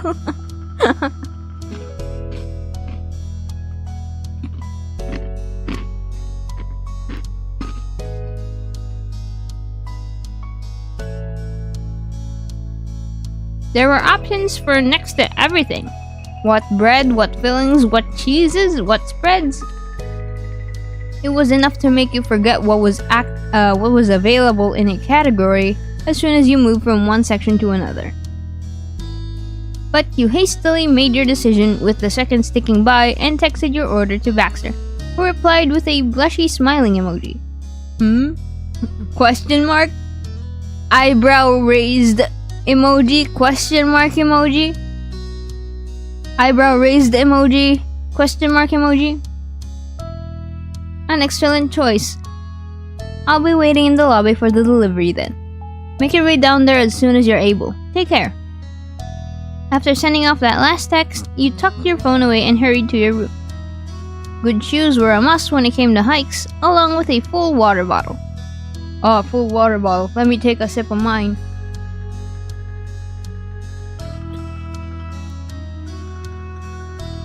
Hydrate. With the weather and time of day being what it was, you hoped you might catch the last dregs of the cool morning air before the afternoon really set in. Once you were satisfied you had everything you'd need, you returned to the front of the hotel. The lobby was cavernously vacant as ever, so it wasn't hard to find the back of a distinct head of black and white hair near the fireplace with a bag of what were potentially sandwiches. Yet you were certain it wasn't Baxter. You were certain it wasn't Baxter? It couldn't have been. Sure, his shoes were black, the pants were dark gray. He had a gray bag too, which all erred on the side of monochromatic. But the shirt, his shirt. That man was wearing khaki? Ayo! Bro's wearing beige. Huh? It was as if you'd found a cryptid in the flesh. You never thought you'd see the day where Baxter Ward was wearing a color that wasn't, well, that he was wearing any color at all. Of course, you knew it wasn't actually a stranger with the same unique hairstyle and his body type, but it was hard not to joke about it. Baxter turned to the sound of your footsteps. Ah, Mori. He grinned, jaw tense. Baxter probably would have been more comfortable trotting around the lobby in nothing more than his presumably black and white underwear. He was the guy that described skinny dipping as invigorating after all. I didn't know beige was a new shade of black and white. The tease edging to your voice did nothing to add any levity to the situation, as Baxter looked, for a change, truly embarrassed by the situation. He took a deep breath, a very deep breath, with his eyes closed and his hand unintentionally tightening its grip around the bag. His answer finally came out in the same exhale. I only brought one shirt that was suitable for a hike with me to this trip. I'd been certain I wouldn't need more than that. He looked away, hand brushing through his hair again as he worked to find the words. After you left, I found this among my things. Baxter grimaced. He looked at the errant shirt as if he'd been hit with a splash from a mud puddle. And regrettably, I did not find anything else. This is the shirt I brought for outdoor activities. And the fates would have it that I only found out when there was no time to run out and get a replacement, thus leaving me with a few remaining options. A formal button-down, one of my designer tops or silk pajamas, or... He gestured to the khaki shirt with both finality and defeat. So you own it? Baxter shook his head empathetically. The light in his eyes betrayed his expression with some delight that at least you found his misfortune entertaining enough to prod at. Never. No, I suppose I must have accidentally stolen it from a roommate. I don't know who else would have a khaki button-down other than that prep.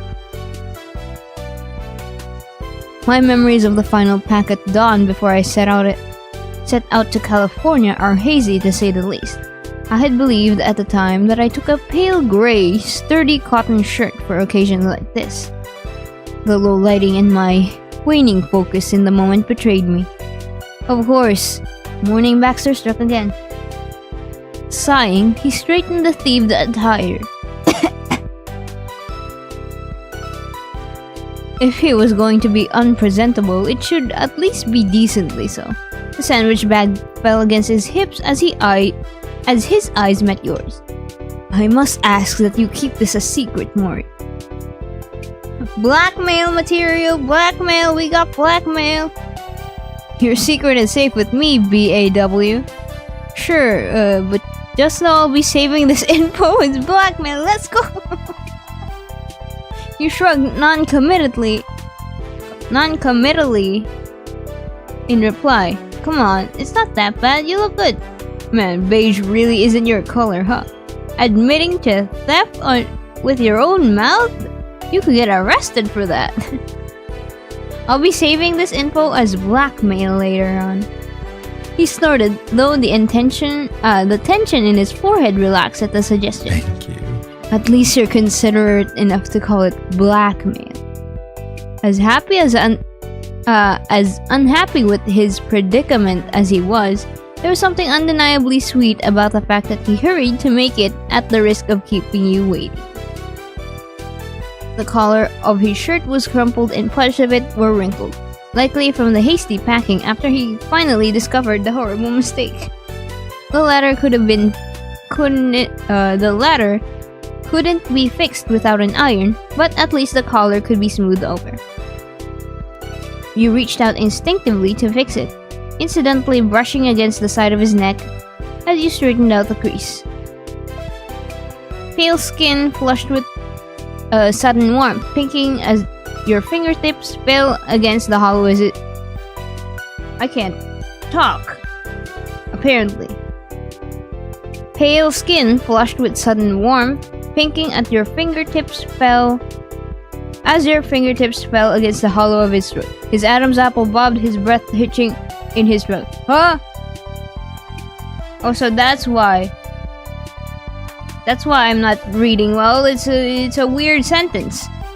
That's why I'm not reading it well. It's a weird sentence. His embarrassment managed to ease into laughter. Are you like ticklish there? His embarrassment managed to ease into laughter. You laughed. Baxter covered his mouth to stifle the chuckles that echoed through the empty foyer. You tried your best to keep from cackling any more than you already did at his poor beige influence expense. Yes. He is ticklish there. Very good info. Well, regardless of what color I may be wearing. Beige. He raised an eyebrow before directing a pair of rolled eyes your way. Right? We should still be able to continue with our plans. It isn't as though anyone will see me in public like this. Who will the trees tell? Nobody. But remember, I'll always know it happened. You know. Contrary to belief, my ego will endure. Besides what? He turned to face you, then, as the first genuine smile you'd seen out of him all day curved on his lips. His free hand fell solemnly on your shoulder by comparison and gave it a gentle squeeze. No one will ever believe you. Oh, he's right. Shaking your head, you adjusted the straps of your bag on your shoulder. We're not taking pictures exactly. Okay, if you're done. I mean, we could take pictures as actual blackmail, you know? I'm not encouraging blackmail. Do not do blackmail, chat. Only I can do that, okay? Only I can blackmail people. Baxter gave you a world-weary glance, as if to say he was already greatly limiting how much he could have gone on about it. No? Alright. Okay. I have no control over you. You guys have free will. I'm reporting you to the police. I'm not getting any money out of the blackmail.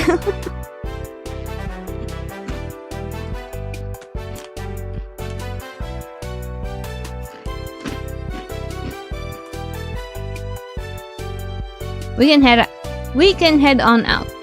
Let's.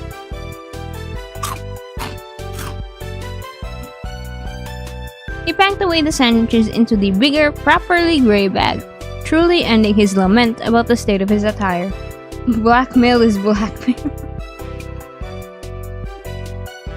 I'm not gonna use it for extortion, man. Why am I defending myself? Once he was certain the food was not liable to be flattened, Baxter gestured for you to follow him out of the hotel and onto the nearby trailhead behind the building. The path initially was paved and clearly marked. As you continued at a leisurely pace, it eventually narrowed into a larger swath of evergreen trees and beaten ground. The mountain air was sharper than the sea breeze you were so used to. Instead of salt, you could smell pine in between the wafts of not again. You could smell pine in between the wafts of liberally applied sunscreen. There, I can pronounce words. With a pleasant breeze and a coolness drawn from a stream, the weather was more than ideal for a hike. Tree boughs provided cover too, hiding you from the high afternoon sun. Liberally. I can't seem to pronounce that word correctly whenever I've been talking for too long.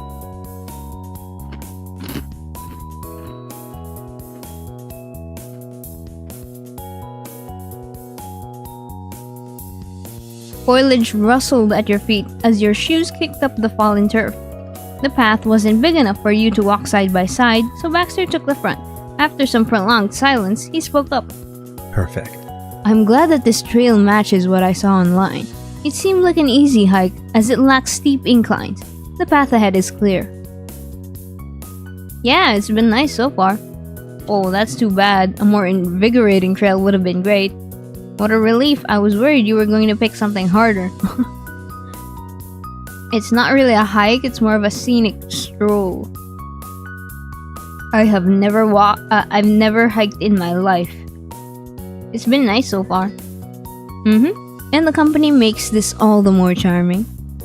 But look at Mr. Mountaineer over here. Do you hike a lot? He turned his gaze up to the tree canopy, considering the question for a moment as the leaves crunched underfoot and the path sloped uphill. I don't often go, but I am quite used to it if that is the question. I'm not sure if I'd consider it among my personal hobbies, but I'm not averse to it. I love it. I welcome the opportunity, in fact, when it is available. Makes a lot of sense if you got a hiking shirt and everything. Are you sure you're really Baxter? Me too, it's cool that we have that in common. Honestly, wouldn't have figured that. I mean, he told us that he lived in Golden Grove, like a town nestled in the forest at a mountain foot, I think. So yeah, maybe mountain hiking is pretty common there.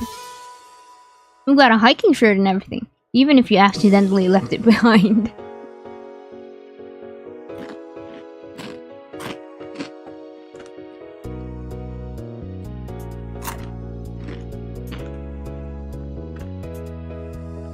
Baxter hummed along, content that you understood where he was coming from. Though I would not call myself a mountaineer proper. He chuckled, stopping in place at a partial ascent. Baxter glanced over his shoulder at you and watched for any signs of difficulty with your footing. I may be fit to impress on a day hike similar to this, but I knew some people who truly could call themselves wilderness aficionados.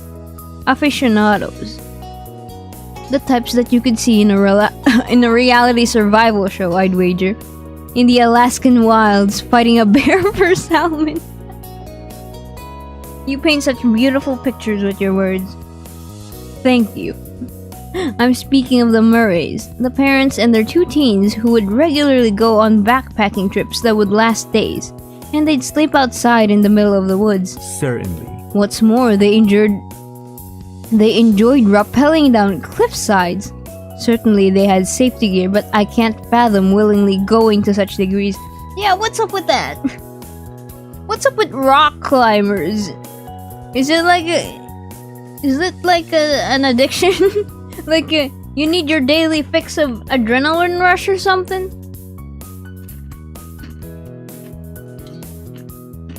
Why are you climbing rocks in the middle of the forest?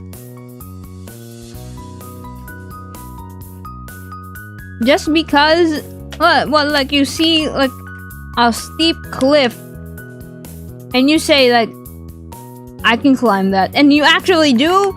What the hell?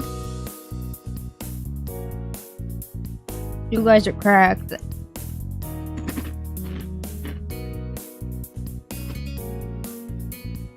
Or rather, it might be more apt to say that I can't imagine surviving them.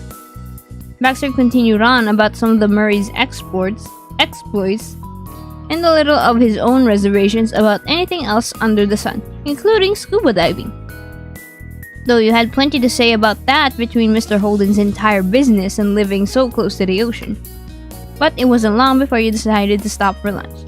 It'd already been a few hours since you had breakfast, and Baxter hadn't eaten anything yet for the day.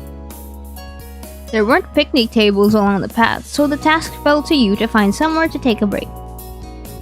As it happened, it happened to be the case that you saw a nice and sunny spot with some nice flat rocks first. How about we take a lunch break over there? Following your raised arm, Baxter eventually nodded in agreement. The 2 of you headed over to the stones and shrugged off your packs. Everyone does that? What do you mean, everyone?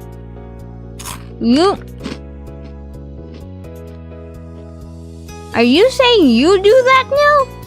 Rappel off cliffs and climb rock walls? What the hell?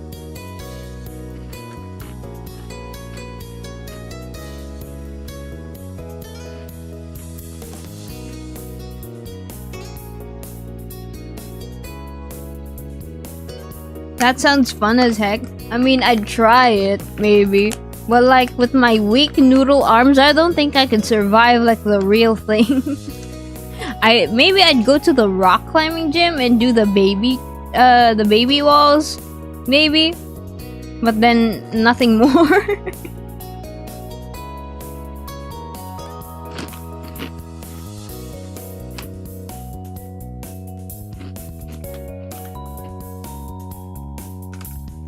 The most I'll ever do is probably like climb up to my rooftop. Nothing else.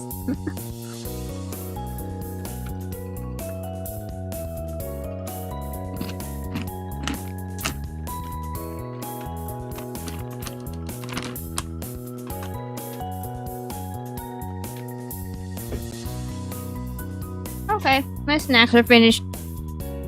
No more snacks. Oh.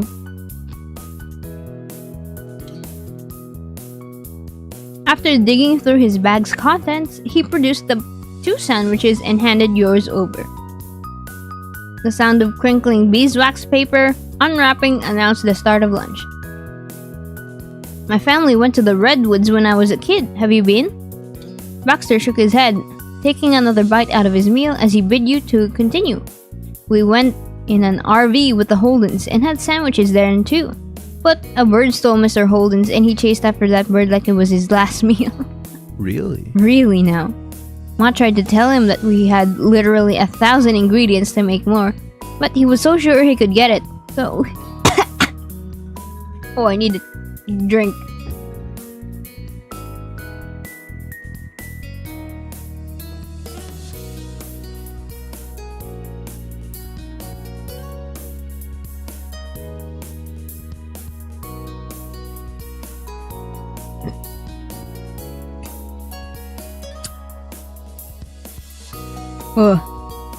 So, he kept chasing after it and the story trailed on longer than you intended, but Baxter was interested every step of the way. While stuffing your face, keeping up a conversation fell off the list of priorities. Baxter followed your lead and dedicated himself to his own sandwich. Real silence was avoided thanks to the delightful world around you. The rustle of leaves, the bubbling of water. Even a small songbird flitted by overhead before landing on a nearby branch. It seemed to stare directly at you and chirp. It was so picturesque that it belonged on a postcard. For the mundane activity of eating lunch, it was almost too much. Could one be overly serene?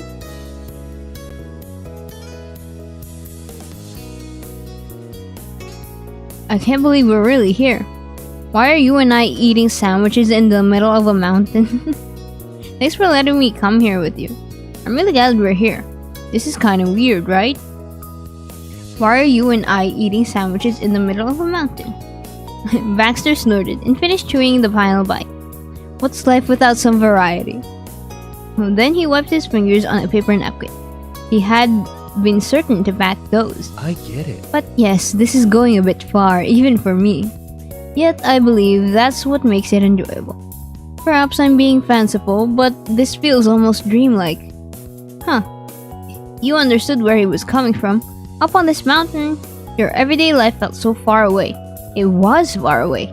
You'd traveled for miles to be here. This time, you both were far from home and in the middle of the unfamiliar.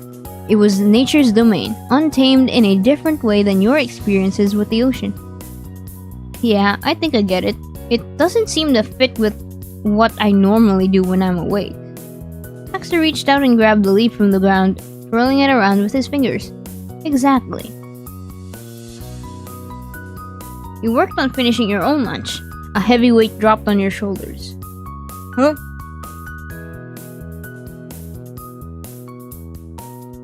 As you worked on finishing your own lunch, a heavy weight dropped on your shoulder. After a beat, you realized it was just Baxter leaning on you, apparently having finished lunch and making himself comfortable. Huh? Huh? Are you gonna use me as a pillow or something? You're gonna take a nap? His eyes were closed, dark lashes especially apparent against his cheekbones, and lips parting softly with quiet breaths. Oh, the descriptions. For a second, you wondered if he fell asleep again until he spoke up. As if already aware of the fact that you wanted to ask. This is nice. It wasn't much of an answer, though he did crack an eye open to look up at you from his perch. Yeah, it is. He closed his eyes again, this time burying his cheek a little closer into the hollow between your shoulder and your head. Oh! Chat! Chat! Chat is being mushy. Chat is being clingy. Oh! Are you tired? Baxter considered the suggestion for a second, then nodded slowly against your shoulder. If it'll let me stay a while, yes. Oh! Oh! Alright, use it as an excuse. Okay, sure. Alright. Thank you. Why thank you? You know, The forest that I grew up with had different foliage. At least 60% of the plants grow here only exist in this climate. Is that true? That doesn't sound real. What do you mean 60% of... Oh, I'm not even listening. That doesn't sound real. Why would you say that? Is this forest not unique enough for you? He paused, giving you a minute to consider the special charms of the plants. You weren't convinced. Fine, you are correct, in fact. Of course. He grinned like the Cheshire Cat, self-satisfied and smug. His eyes glittered with amusement. I entirely made that up off the top of my head. Although, since I know truly nothing about California wildlife, it may reflect reality after all. Probably not, but I can't rule it out completely. You laughed at his nonsense. He was so blunt about it. At your mirth, his grin grew wider, and he regaled you with other fake nature facts. He spoke about the California mountain hare, the only North American rodent that ate a large diet of bees and was entirely made up by a man who normally dressed in monochrome. But the meal was over by that point, and you did have a trek ahead before you could return to the hotel. Baxter separated himself from your shoulder, perky as ever. Oh. Are you fully recharged now, Baxter? Oh, I get it. You're an energy vampire. Trash and scraps are thrown into the delivery bag. Baxter stuffed it into his normal bag. good. Leave no trace. Yeah, we can't have it hurting those 60% of plants that may or may not only be found here. With everything stowed away, the two of you slid off the rock and rejoined the path. Both you and Baxter were fully recharged from the lunch break. You continued the hike steadily, keeping a good pace. Without warning, Baxter rooted himself in the middle of the path. Oh, look at that. He jerked his head, and you followed his gaze. Further out, on his side of the trail, was a stream. Flowing swiftly. But you immediately knew what part of the scene caught his attention. Laying across the banks, a tree had fallen to create a natural bridge. You stepped around him to get a better vantage point. The tree trunk had to be 3 feet thick. 3 feet thick and covered in vibrant green moss. Oh no. Leaves had long fallen from the remaining branches. Baxter's bright eyes stayed on it, and he grinned all the while. Exciting. 1 minute, please. I need to walk across that. It's too perfect to simply pass on by. He took a large step and promptly left the path. A twig snapped. Do we follow him? Chat, do we follow the guy? We're gonna cross a tree bridge. Ain't that cool?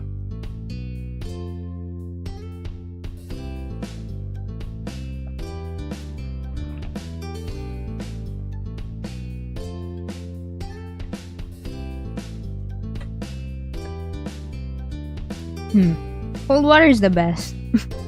Me, as I drink out of my water bottle, cold water is the best. Alright. Yes? Okay. Let's go follow him. Wait, what? Oh my god, you laughed at his plan. You followed after him. Walking off the path made you infinitely glad you weren't wearing flip-flops today. There was brush blocking the way everywhere. He chose to mimic most of Baxter's movements. Despite his excitement, he still paid attention to where he put his feet. He dodged what could have been poison ivy, and then had the limbo under a low-hanging branch between a couple of saplings. Baxter snagged his shirt on a thorn. Hold on. He carefully unhooked the fabric and saved it from tearing. Baxter craned his neck to inspect the shirt, visibly relieved that it was undamaged. Glad to hear it. Oh? I'm glad you decided to come with me on this fortuitous adventure. Finally, he skipped over some stones and then squeezed himself between a group of thick bushes. His efforts were surprisingly graceful. You clambered on the rocks behind him and took a moment to assess the bushes yourself. Going all the way around would be a hassle. There was a small gap under one of the bushes, but unless you were prepared to crawl, you didn't think you'd fit. You followed Baxter's path, lightly bending a few branches out of your way.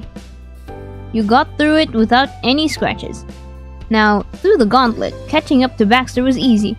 This close to the stream bank, it was mostly more stones and short grasses. Baxter solidly placed a foot on the trunk and suspended over it. He tested his weight, then rocked his heel to shake the bridge. The tree gave no sign of giving under pressure. It's not rotted through yet. Yippee! No matter what he did, he wasn't budging. Excellent. Excellent. The safety check complete, he gingerly lifted his other foot, stood fully on the collapsed trunk. Even if it was stuck, the wood had to be slick. Wet and round weren't an ideal combination. Your forehead crinkled. Baxter showed no concern for that and walked further along, an inch at a time until he was above the water. One wrong move and he'd be in that river. How good are we at climbing a mossy thing? You carefully climbed on. You decided against getting on the trunk after all. Enthusiastically. No regard for safety at all. Yippee!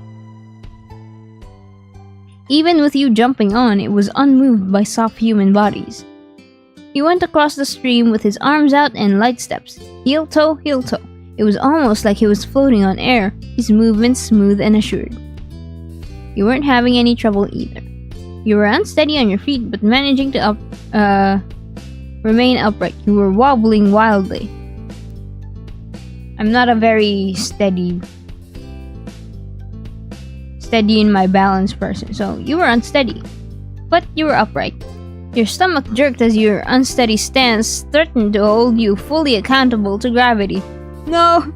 You snapped out your arms, wide and flailing, as you finished another step.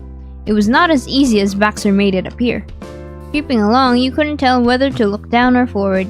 Wasn't looking ahead better for keeping your balance? But the log beneath you was uneven. When you stepped on a particularly lush patch of moss, it squished under your feet. Did you guys know I'm like cultivating moss right now? I got it from my backyard and I put it in a container. And now I have moss in a container that I'm growing. Why am I doing the things that I'm doing? I don't know. Yes, I have moss in a plastic container and I plan to grow more of it. I don't know why, but I think it's just neat. I think the moss is neat.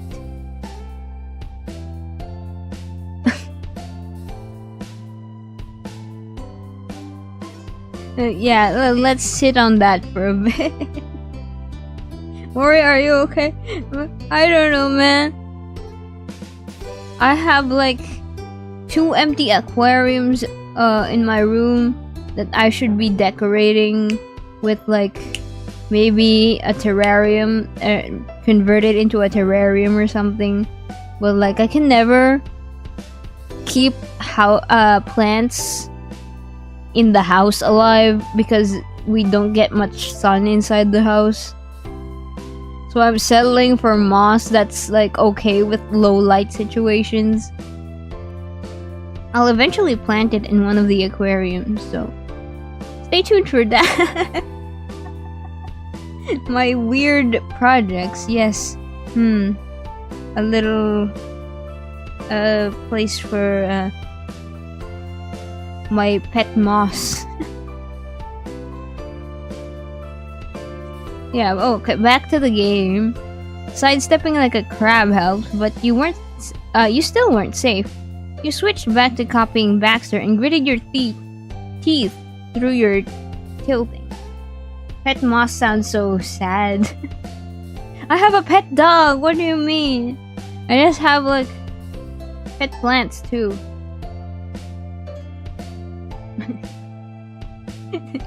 Don't say it like that, Neil, please. It's a low maintenance pet, don't worry about it. You made it to the center of the tree, right over the heart of the stream. Unfortunately, this was where the wood was at its slickest. Ah! You shrieked as you barreled over. There was nothing to grab, and your shoes were losing traction to the moist tree. Baxter twisted on his heels at your panic. He saw you tipping to the side. You caught the alarm on his face before your attention shot to the water below you. His hands were on your shoulders in an instant. Whoa! He caught us! Baxter gritted his teeth, and his hands shook even as his stance was stable. You were both at risk of going over the edge. You snatched onto his arm and the security he provided. You hurried to steady yourself. It's okay, let me go. Do we hold his hand? Chat! He doesn't seem amused. Oh no.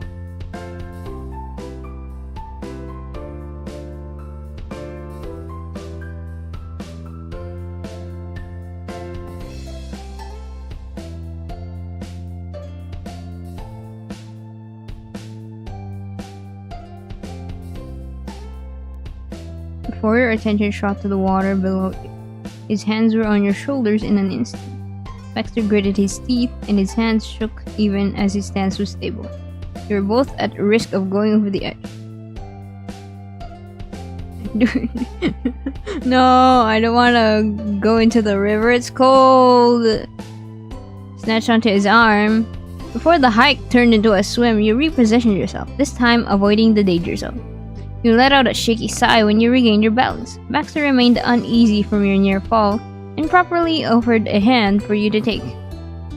You accepted his hand, and squeezed it tight.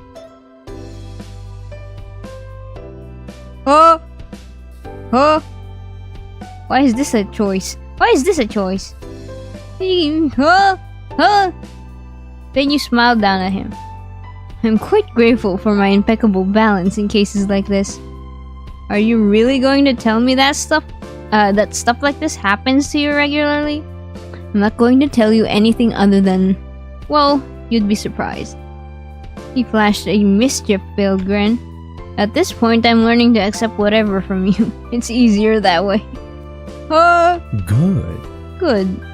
You considered asking for more details, but doubted he'd elaborate. Suddenly, there was a splash in the stream below. A ripple spread across the water, but the cause of it remained a mystery.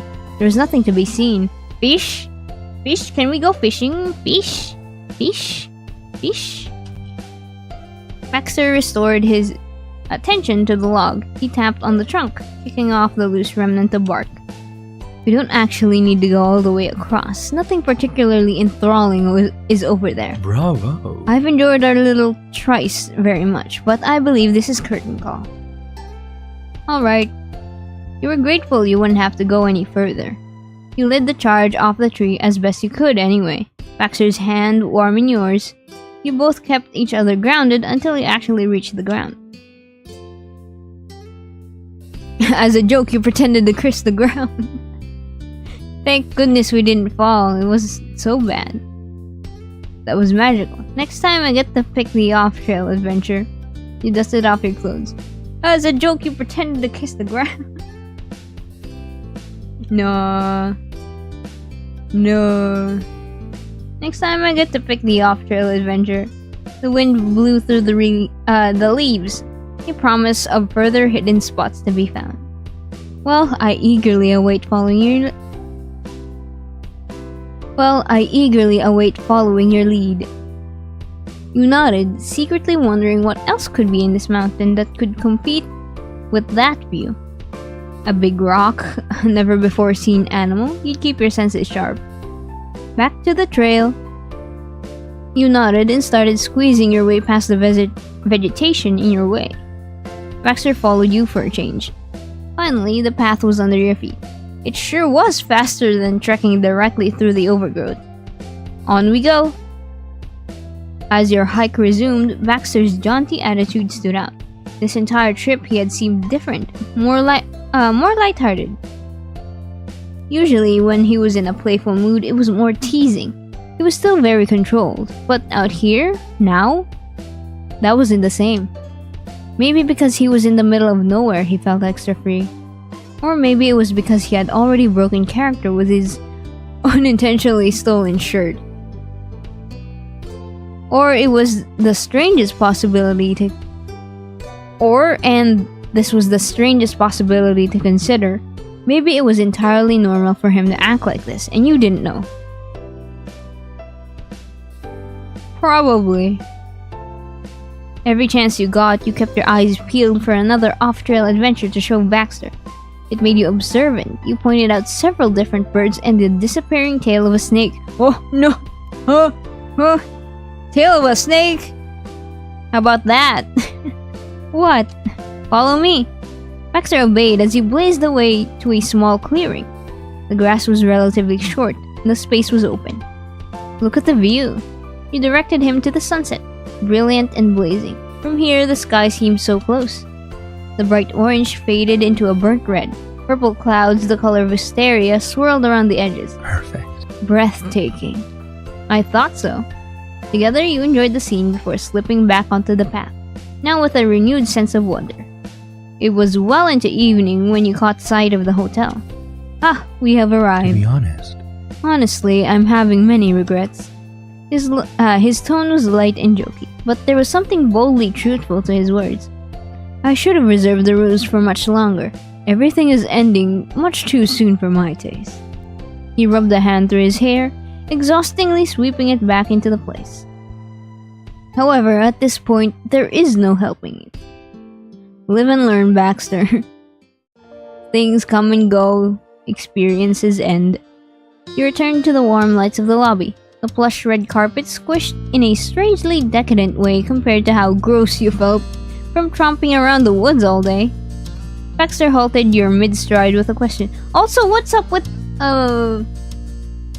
well, particularly Americans. What's up with them having carpet all over the place?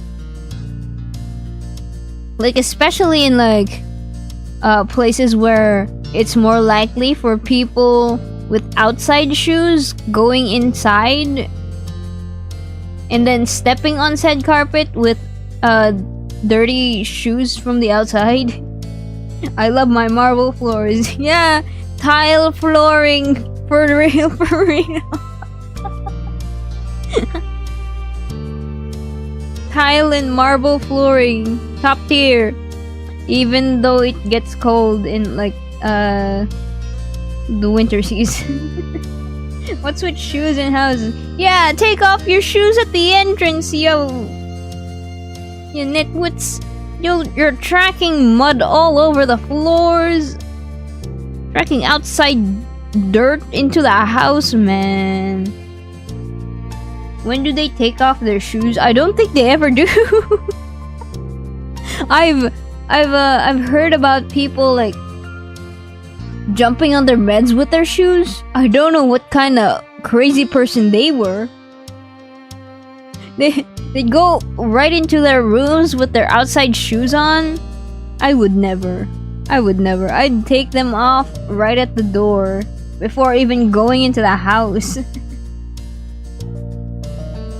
What do you mean I'm allowed to bring my shoes in? That'll track dirt all over the floor and you'd have to live with outside germs going into your house. And then you'd get sick. Do they watch stream with shoes on? Huh? Do they watch the stream with shoes on? You better have shoes on, chat. If you're watching. Why are your toes out? You're watching my stream with your toes out? What the hell?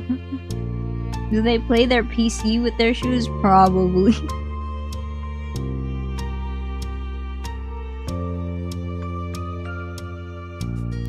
I think question mark. What? There was a thought. I had a thought earlier.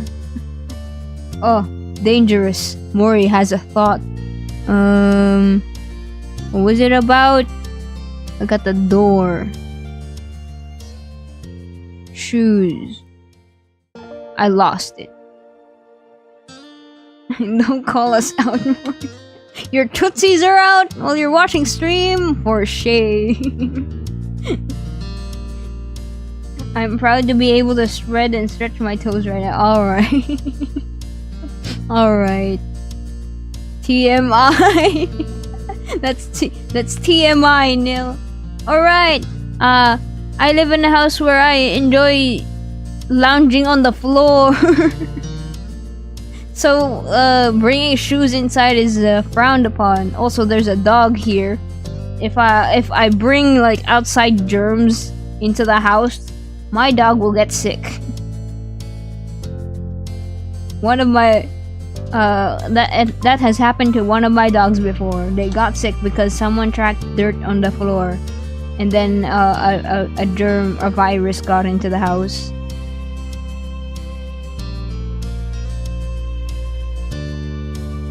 Baxter halted you mid-stride with a question. What are your plans now? You hadn't thought that far, but Baxter didn't pause long enough for you to answer. If you're willing, we could eat dinner together. For example, I have heard the room service here is divine. We could also go somewhere else, but I'd require a few minutes to change. Room service is fine. I've always wanted to get room service. I don't mind hiding away from the public with you. You gave a thumbs up. You shrugged. I don't mind hiding away from the public with you. You've discovered my evil plan. He sighed dramatically as you chuckled at his fake shame.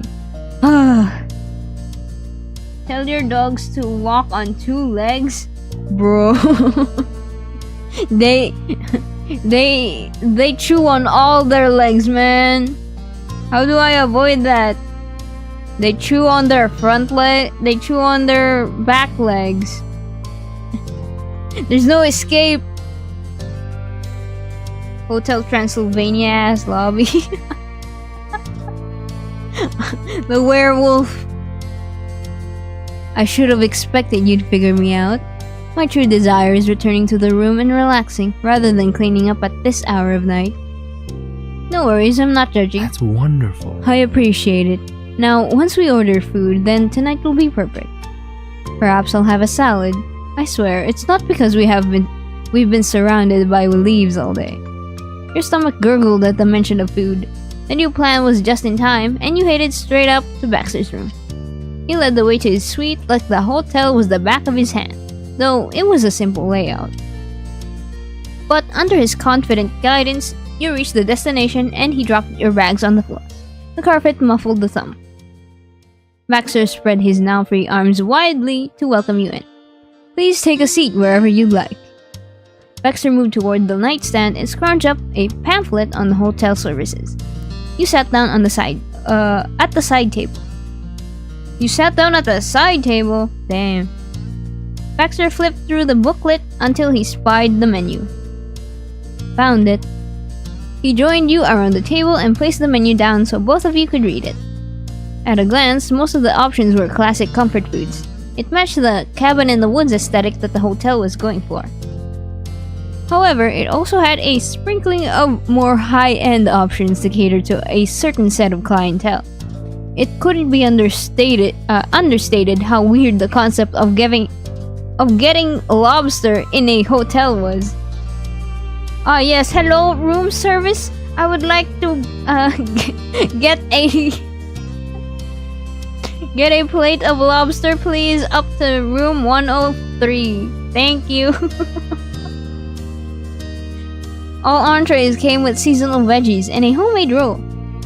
In addition, you could also pick a side of mashed potatoes, fries, French onion soup, or a salad. Baxter was hemming and hawing as he did when spoiled for choice. You could only hope it wouldn't be as much of a struggle for him as choosing which ice cream to get. You considered the options yourself and decided on... Oh! Prime rib! steak, steelhead trout, lasagna, turkey with gravy. Whoa! Hello, room service. Can I get a whole ass turkey with gravy, please? Oh, and mashed potatoes. Oyster and scallop platter. Grilled cheese sandwich and tomato soup.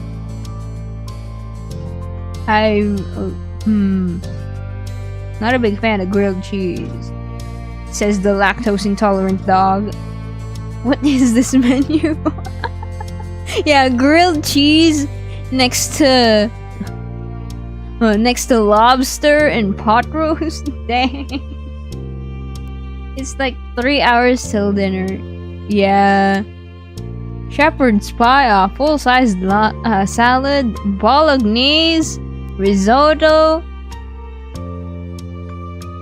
What are we getting, chat? What do you want from room service? We can only pick one.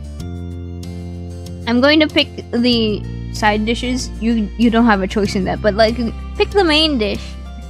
We can only pick one. It won't let you choose all of it.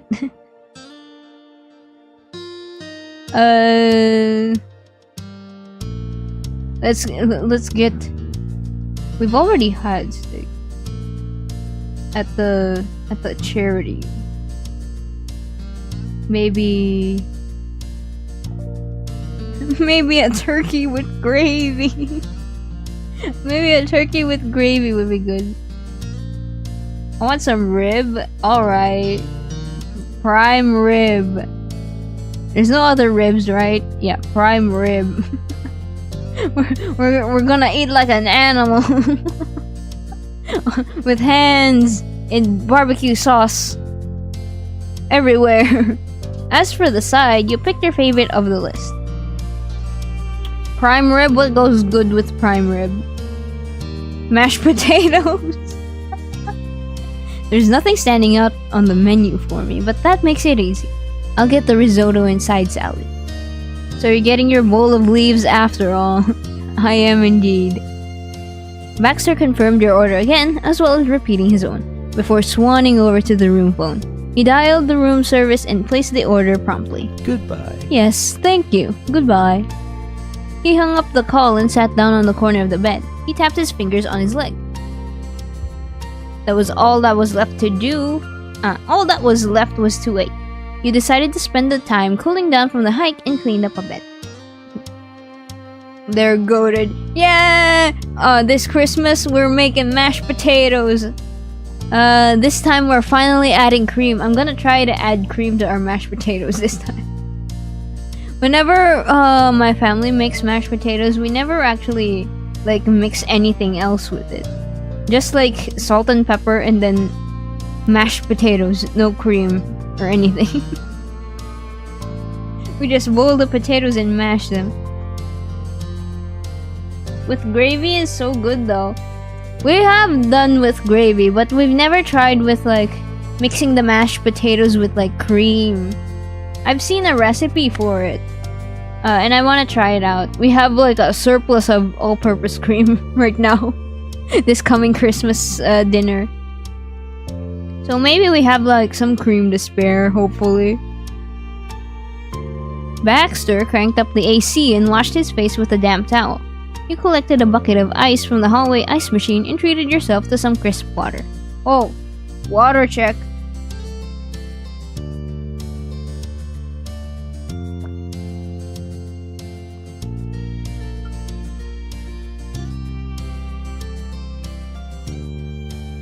Crispy. Crispy water. I've never seen that. Apparently that's what makes mashed potato extra smooth. And then you the recipe I saw, like you mix mashed potato with cream and then you serve it with gravy.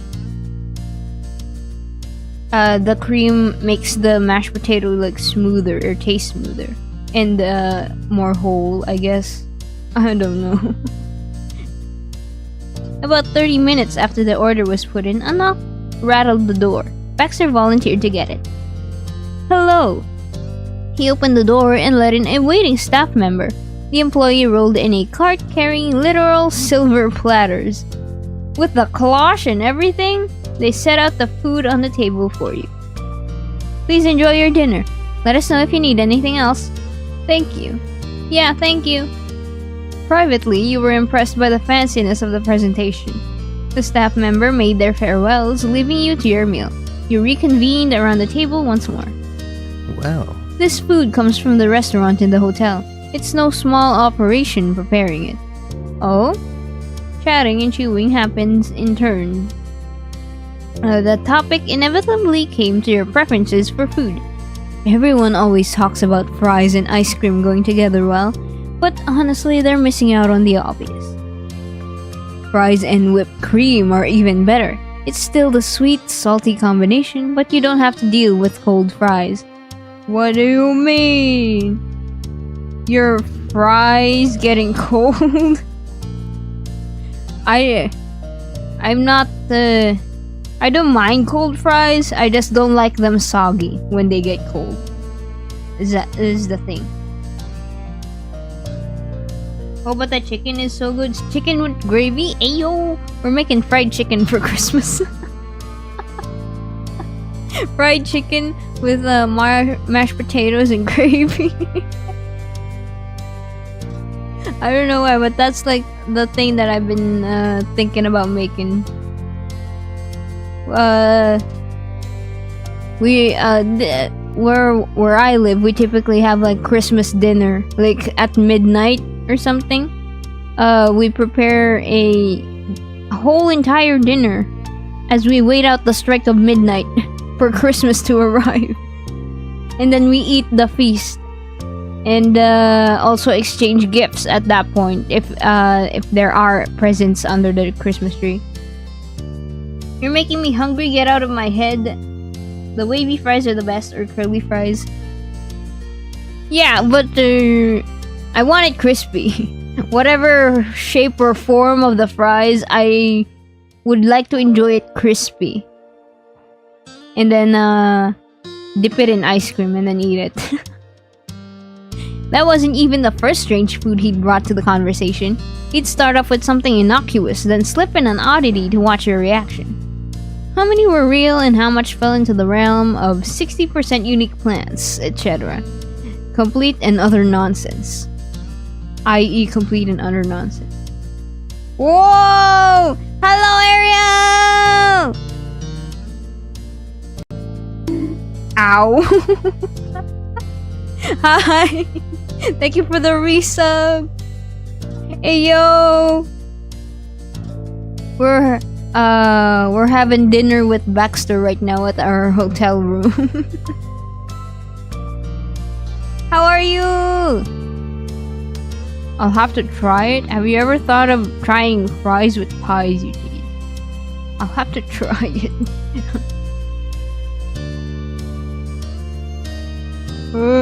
Oh no! Ariel is Motchi short-circuiting. No!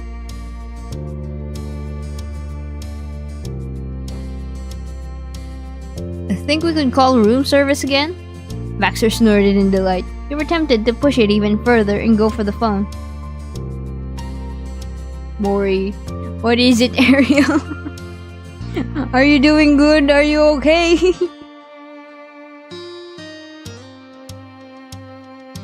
If you desire, who am I to stop you? But we may want to finish what we have first. We shouldn't let it go to waste. Fine. Do the right thing. Don't settle for less. What? What do you mean? Do I say gross? It was fries and whipped cream. We need to try it first before we figure out if it's gross or not. It's the blackmail. I knew it. What do you mean? Run, there are more colors out there than just black and white. He's wearing khaki! He's wearing beige! Okay, look. Hold on. Let me bring up his sprite again. After many food admissions that made Baxter either the king of weird taste buds or a reigning jester, Dinner came to an end. When you glance at the clock, oh wait, no, we're going into the phone call. But here, he's wearing beige. Ariel, you're making them pay more. Oh my god, I lost tracking. No, I'm not.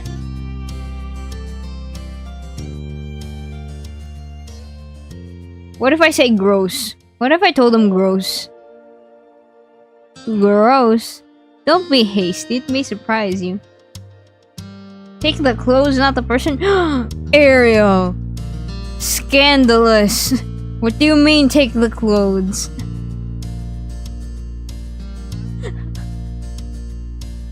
Ariel! Oh, how scandalous of you! Wow!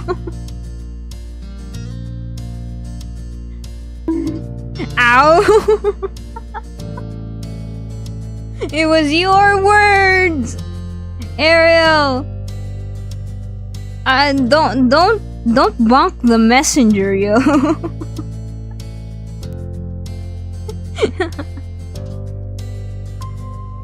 Dinner came to an end. When you glanced at the clock, you found that it was later than you ever would have guessed. It's been a long day. Sitting back in your chair, you stretched your arms up. Your legs were feeling the effects of trapezing uphill for miles. A yawn bubbled up when your phone rang. Who'd be calling you at this time? You pulled out your phone to check if it was anything that mattered or a spam call. Liz's name showed on the screen. Right. Of course your sister wouldn't wait any longer than for the mandatory check-in. You were late. At least she hadn't jumped straight to the police. In that case... You're welcome to answer that if you'd like. I can give you privacy. Anyway, hi Mori, how have you been? I've been doing good. I've been catching up on working on my comic episodes. Drawing my comic episodes, so I've been my soul has left my body. Because making a comic is a lot more work than I thought it would be. But other than that, I'm good. Christmas is fast approaching. How are your Christmas plans? Don't stress yourself out too much. Yeah, I think I'll be taking like a week break. Maybe next week. Just so I won't like malfunction or something.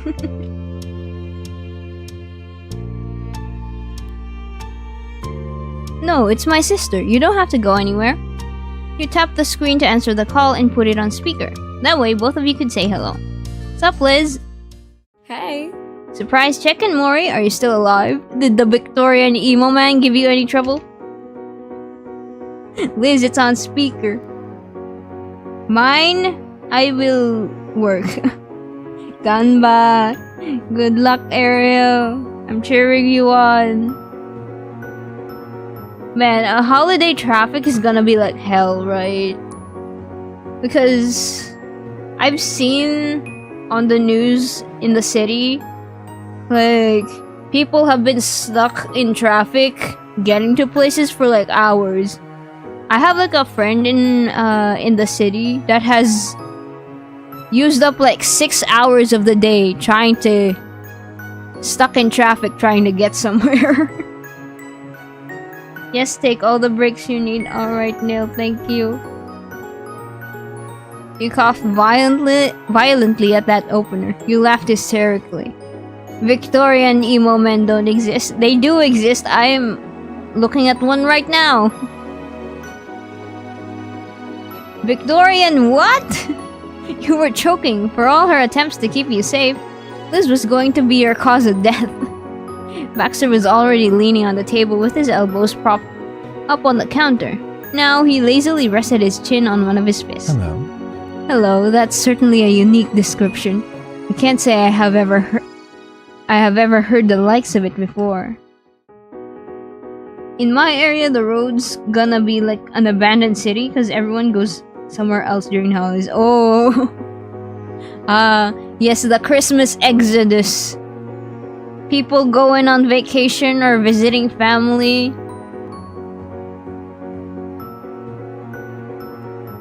Clear roads, fortunate for all the people stuck working.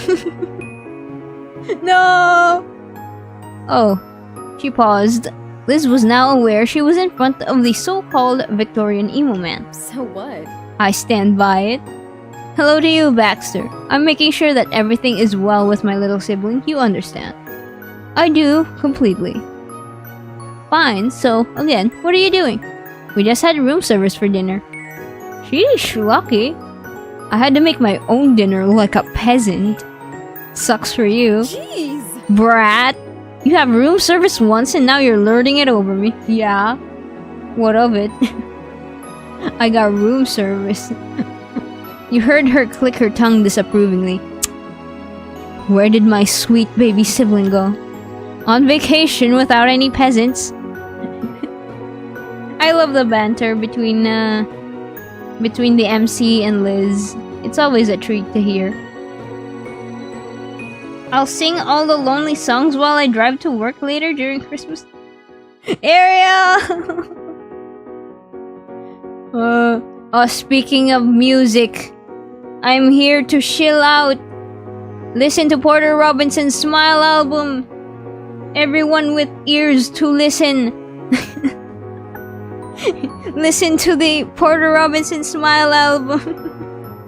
He recently did a concert here in the Philippines. I wasn't able to go because ticket prices. But like one of my friends was able to, and it said it changed her life. So like, wow, I hope I get a chance to do that too. He said he wanted to come back again to do another concert, so hopefully in the future I could afford it. Porter Robinson, yeah! He went to Manila! He went to Manila and did a concert for the Smile World Tour. There was actually a lot of people. There were a lot of Porter Robinson fans in the country. I really need to look for those people. Like, I need more people to talk to about his music.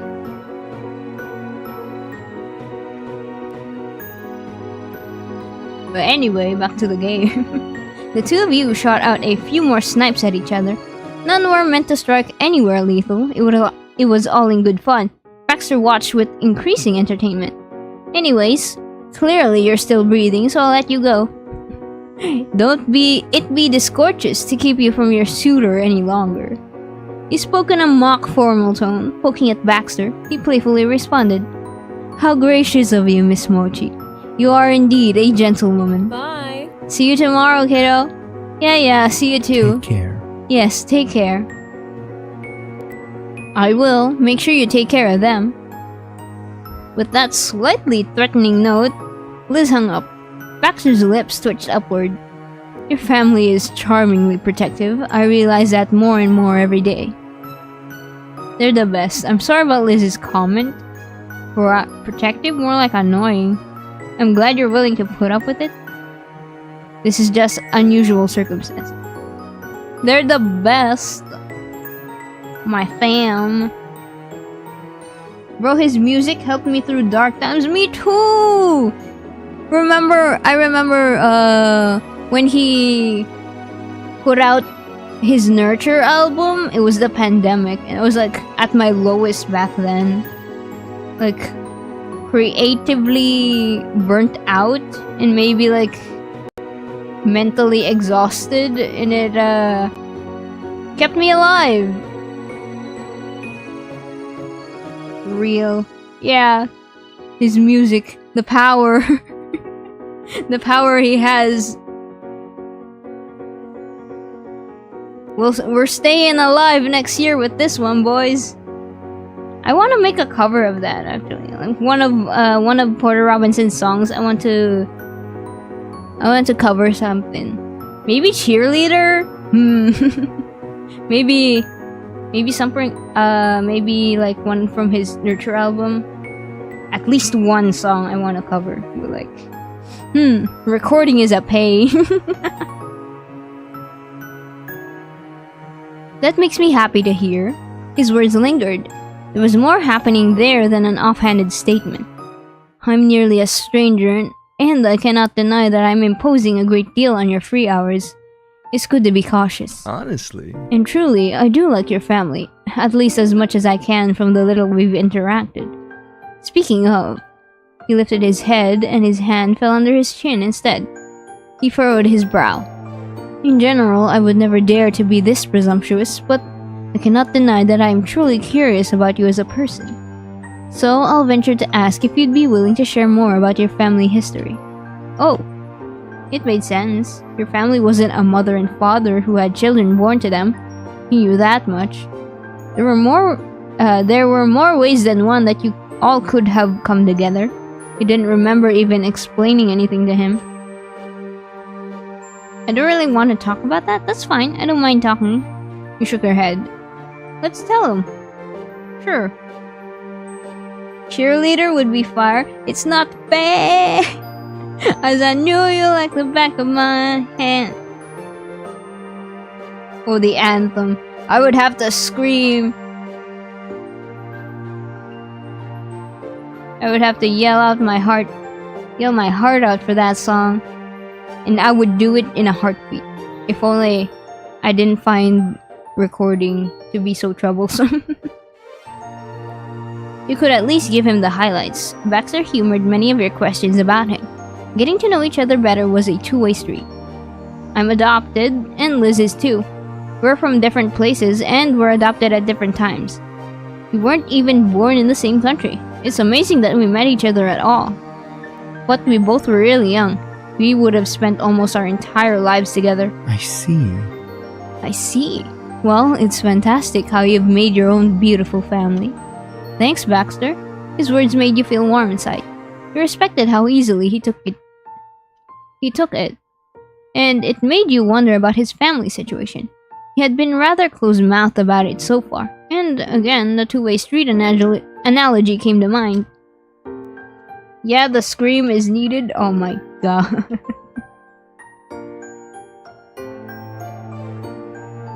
At some point, I will do a recording session.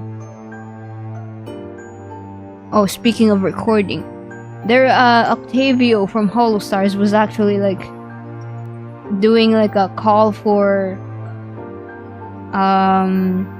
submissions to a song, to an original song that he's making. For like the chorus is going to be a a choral chorus. And I was planning on submitting my own recording because that'd be fun. Amen, hallelujah. You guys don't know what I'm talking about. Watch Octavio Holostars. Watch Holostars in general. Okay, back to the game. Are you and your parents blood related? Oh yes, we certainly are. His voice took a certain amused bent, his lips stretched thin. My parents might have well been through with me many times over if I wasn't their own flesh and blood. Before you could ask what he meant by that, he chuckled. Sorry, no, this is me being dramatic. They're family, and I'm their son. That is what matters at the end of the day, blood related or not. Okay, it's nice your parents care about you. You wouldn't voice the flicker of worry. I'm thankful for that as well. Now, if I wasn't the boy they raised together in any capacity, then there would be problems. He laughed some more and brought his fingers to his lips. That topic was over. Well, he pulled the collar of his roommate's shirt. His gaze searched out the room's ticking clock. Good night. It's been a delightful day, but I should not linger forever. There is much to do tomorrow. Good night, Mori. He stood and with a slight wave, grabbed his bag to go. This is his room. This is his room. You wondered how long it would take for him to remember whose room this was. Let's wave goodbye. Baxter left without another word. The door swung shut behind him. You sunk lower in your chair, getting comfortable. You were ready to turn in for the night. Your eyes fluttered closed for only a moment when... Oh, wait. Oh, dang, we didn't realize too. Let's pick the other one. Getting comfortable as you waited for his inevitable return. You're alone on this one, Mori. No! No! Octavio Holostars, will forever be famous. No, I don't want to put them on stream. Any moment now, he'd come tiptoeing back. Almost as if on cue, the door slammed open. Baxter came through it, walking stealthily with the most forced smile possible. This one's my room. The other is yours. Your laughter burst like a dam, flooding his room. Ah, you were aware. Baxter's voice was polite, but laced with embarrassment. He'd been gone long enough that you wondered if he actually tried to use his key on your room and failed. Rather than pushing him any further, you got to your feet. With you moving to leave, Baxter found his shoes very interesting. I hope you get some sleep. Baxter hesitated to reply. You paused, sensing that he would answer. He just needed a little more time to choose the right words. Well, I do intend to sleep, but in truth, I don't expect it'll be soon. I'll be packing after you take your leave, and after that, who knows? That's a lot of words to build a mystery. What do you mean? Baxter chuckled and tapped his foot. I said who knows, didn't I? You crossed your arms, unimpressed. He snorted at you. It was difficult keeping a straight face. He'd better explain soon. What are you going to do after I leave? Or aren't you just going to bed? You're not sleeping? Alright. Okay. That's not exactly correct. I'll admit I know myself fairly well. I also am aware of a drink station in the lobby that is open at every hour. There's also a fire that stays lit all throughout the night as well. I'm expecting that instead of being in bed like a proper young man, I will end up in the lobby with a cup of tea. Would you mind some company? Do we join him in the lobby, chat? Now that's an idea. Please get some sleep. Baxter, that's a bad idea. You looked at him with wide-eyed intrigue. You sighed and shook your head. Do we join him, chat? Do we have a drink again with him late at night? What the hell is with my internet spiking? Why? What is happening?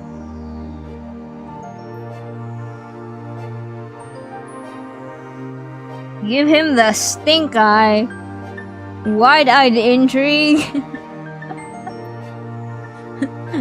Wide-eyed intrigue. Alright, listen. Like this?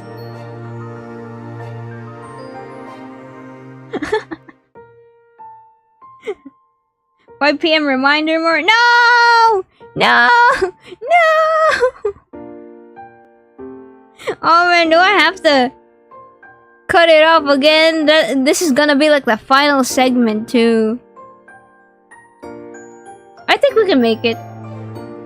Let's finish this in one stream. Just so we can get back on track in the next stream. We have like one more left, and then the step 3 epilogue, and then we go back to like the DLC epilogues. Yeah. Now that's an idea. 4-hour stream. No, it's been 3 hours. No. At this rate, I think I'm gonna have to like start earlier. I'm gonna start even earlier. I don't know. I've been streaming for 3 hours. No! Well, the break in between was helped me like keep my voice, I guess. That's why I can keep going. It's already 2 p.m. now. It's already at 2 p.m. now. 1 p.m. Maybe. I don't remember how long the next moment is. We might need to get earlier. We might need to start earlier. But I'll figure it out. While you were admittedly worn out, getting drinks sounded like the perfect activity to finish out the day. Oh? Oh? Golly. It's because I've been going on tangents. Yeah, I've been going on too many tangents. Let's speedrun this. He narrowed his eyes and his smile curved up more. Oh my god, I'm already stumbling on my words.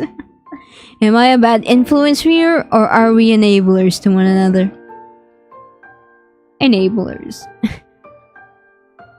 Enablers. Yes, I thought so. Well, we haven't gone off the rails yet, so I believe we should be fine. His amusement was tangible, and you were already looking forward to the next outing. I'll text you when I've made it to the lobby. His eyes twinkled with a familiar mischief. You'd keep your phone close. See you. Good night, Mori. For now. They were necessary tangents. Ah yes, like the Looney Tunes and walking around the house with shoes on. Yes, necessary tangents. With that, you twisted the handle and left. You made it to your own identical room, conveniently right next door. The door's deadbolt clicked shut behind you and you flicked on the lights. Despite the new illumination, the suite was not as bright as Baxter's room. How was Baxter's room so lively when yours was this? You sat on your cold bed and sighed. Maybe it was because Baxter was there, and company makes the room a lot livelier. Because you're not alone in a hotel room by yourself. That's why it's livelier. A familiar carpet was spread beneath your feet. The walls were a match. The same pictures were attached to the wall. Physically, there wasn't a difference. The change was the fact that you were now by yourself. Okay, that's it. The game points it out.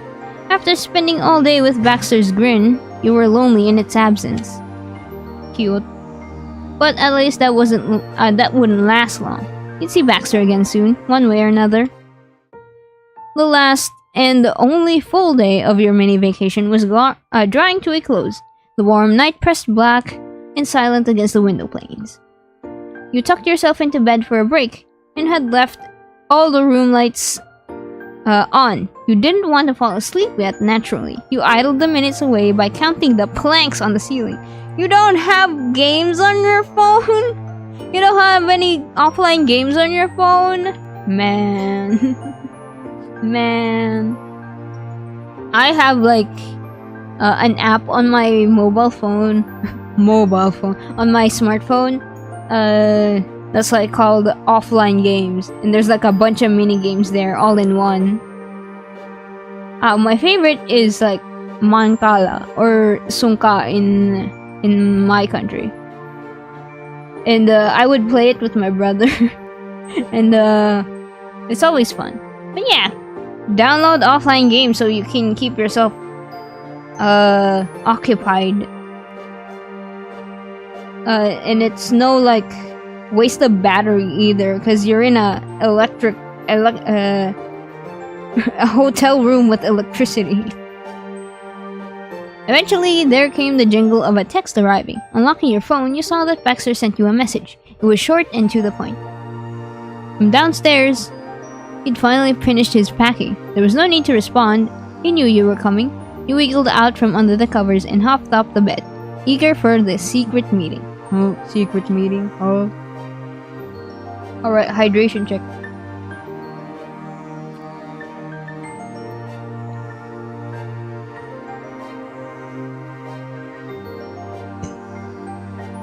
You crept into the hall, which was brightly lit, although all the other patrons were holed up in their rooms for the night. No staff were manning the front desk. It was dead quiet and still. As you padded your way downstairs, the omnipresent silence seemed like it was something you could touch, a thin blanket swaddling you. Your footsteps and breathing felt muffled. In spite of that, the air was fairly cold. The grand foyer had high ceilings, and the mezzanine floors and wide open space invited a permanent draft.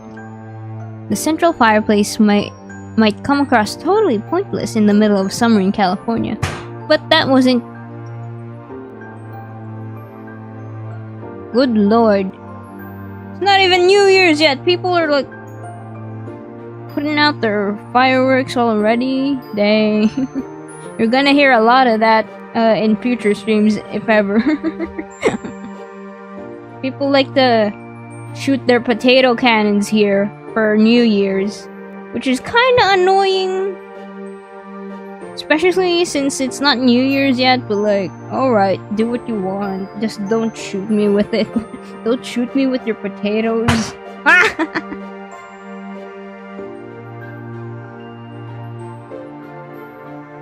Alright. Maybe they've quiet down now. Please quiet down. Please quiet down. Man. But that wasn't giving it its due. Now blazing bravely against the chill, it was a welcome beacon of comfort. Surrounding the hearth was a raised stone platform. There you could see a lone seated figure, silhouetted against the flames. It was Baxter, warming himself by the fire. A paper cup was clutched in his hands, a pale film of steam rising from it. He hadn't changed into his pajamas, still sporting that cocky interloper. He hasn't changed yet, damn. He must have counted on nobody else being around to see the horror that late. The dull thud of feet on carpeted floor heralded your approach.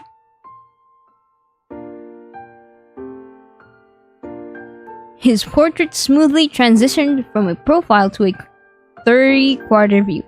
His eyes met yours and he grinned. Mori, glad you could make it. Me too. Those endless stairs must have almost had me beat. A wicked set of stairs, aren't they? You're lucky to arrive in one piece. Rolling the thin cup slowly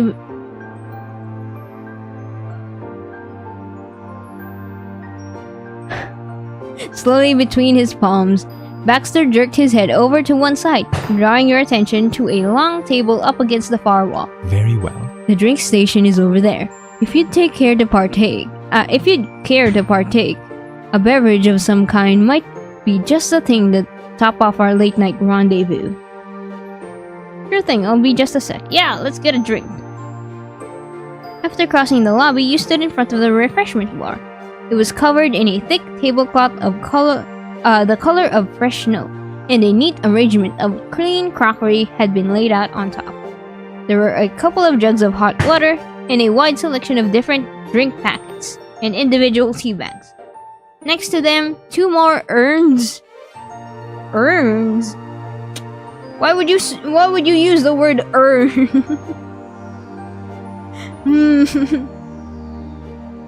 Two more urns of pre-made coffee had been labeled regular and decaf. A carafe to one side seemed to house spiced apple cider. The menagerie of liquid containers was completed with three smaller silvery ones, each containing a different kind of milk. They weren't stingy with the options, that was for sure. Milk? Out in the open? At room temperature? Dang. Dang, alright. In summer? Alright, dang. Milk out in the open in summer, and you decided to go for... Ooh. Fruit tea. Green tea, breakfast tea. Regular coffee. No caffeine, please. Let's get hot chocolate. Mori. What? Huh? What? What? Am I going on tangents again? Yeah. I'm gonna go drive and fetch my older brother. It's urgent, so I'm gonna go now. Alright. Drive safe. Bye, have a good stream. Alright, thank you now. Yeah, milk outside. Not very. What if it spoils, you know? You picked a cup, tore open one of the satchels of hot chocolate, and let the hot water run over the powder. You mix it with one of the coffee stirrers nearby, relishing the sugary chocolate smell. You snapped on a lid and ambled over to the fireplace again, Baxter raising his drink to tap it gently against yours. Clink. Welcome back. What's your poison? I went for a bracing cup of peppermint tea myself. I got hot chocolate. Delightful. A momentary flash of realization crossed his face, and then he let out a huff of amusement. It appears we found ourselves out for drinks yet again, Mori. I must apologize for the lack of originality. I promise I do other things in my spare time occasionally. I don't know, Baxter. Twice is a coincidence, but 3 times? That's a pattern. I believe most humans make it a pattern to drink liquids regularly. Yes. Hydrate. You snorted quietly into your cup. Maybe. I'll have to look into it. Baxter scooted over on his perch, patting the stonework with his free hand to indicate that you should take a seat beside him. You plopped yourself in front of the fire, relishing the cozy glow on your skin and the heated slabs beneath you. Baxter was staring absently into the grate. As you sat there with him, enveloped in the warmth of the fireplace and the closeness of his presence, you felt sleepy, safe, comfortable, like you could have drifted off right then and there. You two were aflame. You couldn't have slept in a million years. Comfy. By the fireplace with hot chocolate? I mean, yeah, who wouldn't want that?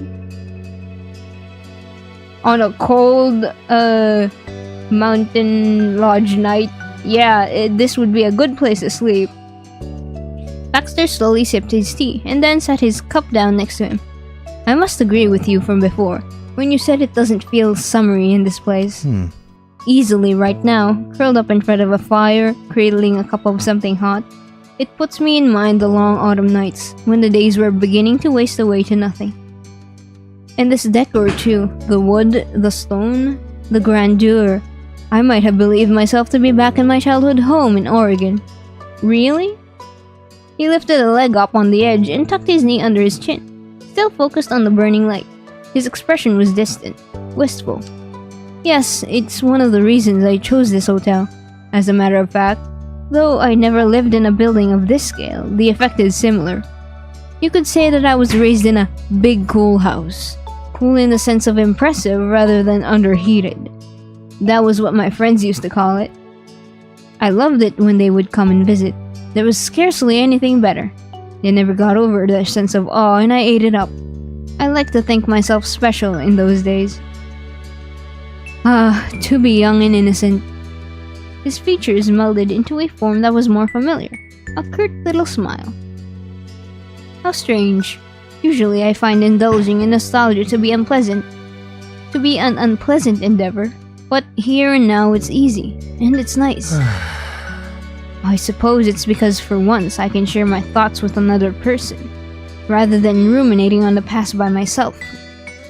His eyes peeked askance to yours, before returning once more to the flames. You place your hand lightly over his where it lay on the stone. You scooch closer, just enough for your arms to touch. You let yourself fully rest against him, one cheek on the side of his head. You watch him in silence for the time being. We just scooched closer. He didn't say anything or turn to face you, but you felt him lean appreciatively into the contact. This kind of intimacy was welcome. It hasn't been easy to find anyone to reminisce with, not for a while. But then again, I only developed the sentimentality once I'd gone off to college. I was too young and proud for that sort of matter before then. There wasn't anything in my life to harbor such sentimentality for. I suppose leaving was the catalyst. Isn't it always? I mean, in Inside Out, wasn't nostalgia like shoot away like twice during the movie Inside Out 2? It was like, you're too early to be to be here. Nostalgia kept coming up into headquarters, and then the other emotions say they need to get back down because it's they're too young to be having nostalgia. And I mean, you can have nostalgia at any point in your life. You just have to miss something from the past that you don't really get to experience anymore. I've had nostalgia since I was like, since I moved here. Back then I lived in the city and then I moved into the countryside. And I've had nostalgia since then, because I missed my old home. But once that part of my mind had developed, there wasn't anyone around to share the emotions with. My classmates and I, we don't have that kind of relationship. Well, Now, this may be a complete shock to you, but I've been told that I can come across as a bit too forward. I know, it can be hard to believe. Your face cracked into a grin. Understatement of the year, anybody? My intent is to be open with people so we can connect. It almost never works out that way though. I've had to come to terms with the fact that I don't possess a knack for making friends. It was obnoxiously easy when I was a child, especially due to the aforementioned big cool house. But now I keep finding myself at a loss for how to do it. With the hit or miss endeavor, the vast majority of the time I come up with a miss. Or lately it's been different. Only lately it's been different. Incredibly different. I almost worry my luck won't last. His voice had dropped into a low murmur, barely audible over the crackling wood of the grate. Sorry about all the popping that your guys are hearing. It's the neighbors. They got potato cannons. I have no control over the neighbors. It'll all be over so soon. It was an echo of what he'd said after your hike this afternoon. But this time, it went one small step further. I wish I could stay. I wish I could stay. His eyes were closed now, and a shallow crease had appeared in his forehead. You understood he was talking about more than your short stint in this hotel. I mean, you could, well, not really, like, literally stay. But you could keep in contact, man. You're just telling me this is a summer fling? I don't want it to end either. It was wonderful while it lasted. You can visit again someday. Even once it's over, there's things to look forward to. I suppose so. He lapsed into silence once more.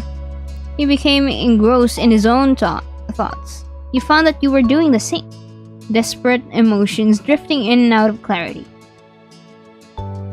You both lingered a while longer, but your cups had been emptied and the fire was getting low. Baxter sighed. But Unfortunately, we'd best call it quits here.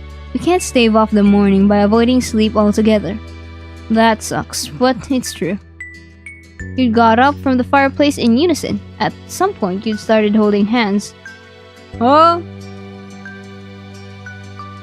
At some point, you started holding hands, though you couldn't remember when. Chat, they're holding hands, chat! Chat, do you see this? Caught in 4K. They're holding hands. You climbed the stairs and walked down the hall in companionable quiet. Pausing in front of the doors to your side-by-side rooms,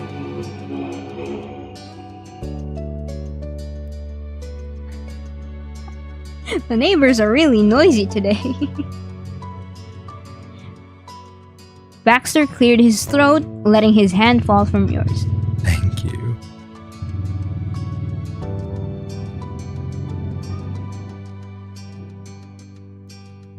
Thank you once again for your company, Mori.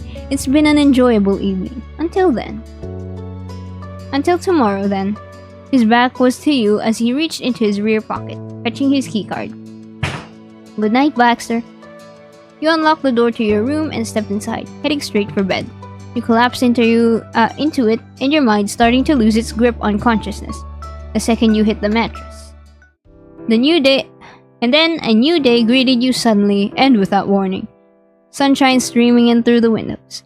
The curtains simply stood there and let it happen. You'd forgotten to draw them shut. The end of your miniature holiday had come. You promptly got out of bed and back to pack, following your usual routine as best you could. You didn't end up seeing Baxter until after 11 o'clock. As promised, he'd taken a lie-in after burning the midnight oil, and had to make a last mad dash in order to check out at noon. Luckily, you managed the departure without too much of an issue, The two of you loaded up the car and set off for home. Home for one of you at least. While you were returning to your normal life, Baxter was instead exchanging one kind of vacation for another.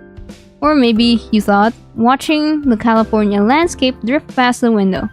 Baxter was leaving his own version of normal behind right now. The mountainside lodge had been home away from home for him. A simulacrum of his life in Oregon. Much more familiar than a sleek condo by the sea. You continued to reflect on this as the road rolled out before you. Occasionally, you would swap comments with Baxter on random subjects. At other times, retreating into the privacy of your own head. Rapidly, your time up at the mountain was fading into memory. You were lucky, you decided, to have seen a small piece of Baxter. He had entrusted to you a shard of himself, a tiny spark of light, shining from somewhere deep inside. You understood him better, even if only a fraction. That was probably the only glimpse into the real life of Baxter that you'd get. Dang. The only glimpse? Oh, that's the end. Oh man, that ended abruptly. Alright. That's it for hiking. Alright, chat. That's it for my stream. Next time we're doing a birthday party planning.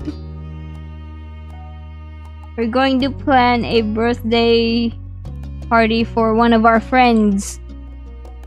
And we'll do this next stream. And maybe we can sneak in the step 3 epilogue as well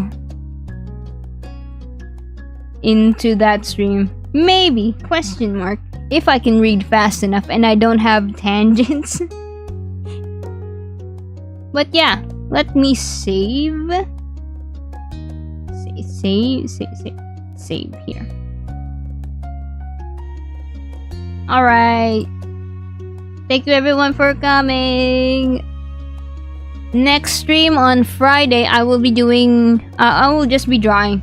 This is going to be like a random... the art stream on Friday will be just me drawing randomly. Because I need to stay sane. I need to keep myself sane, so I'm gonna be drawing some self-indulgent art. Alright. That's it for me. Thank you everyone. Bye bye.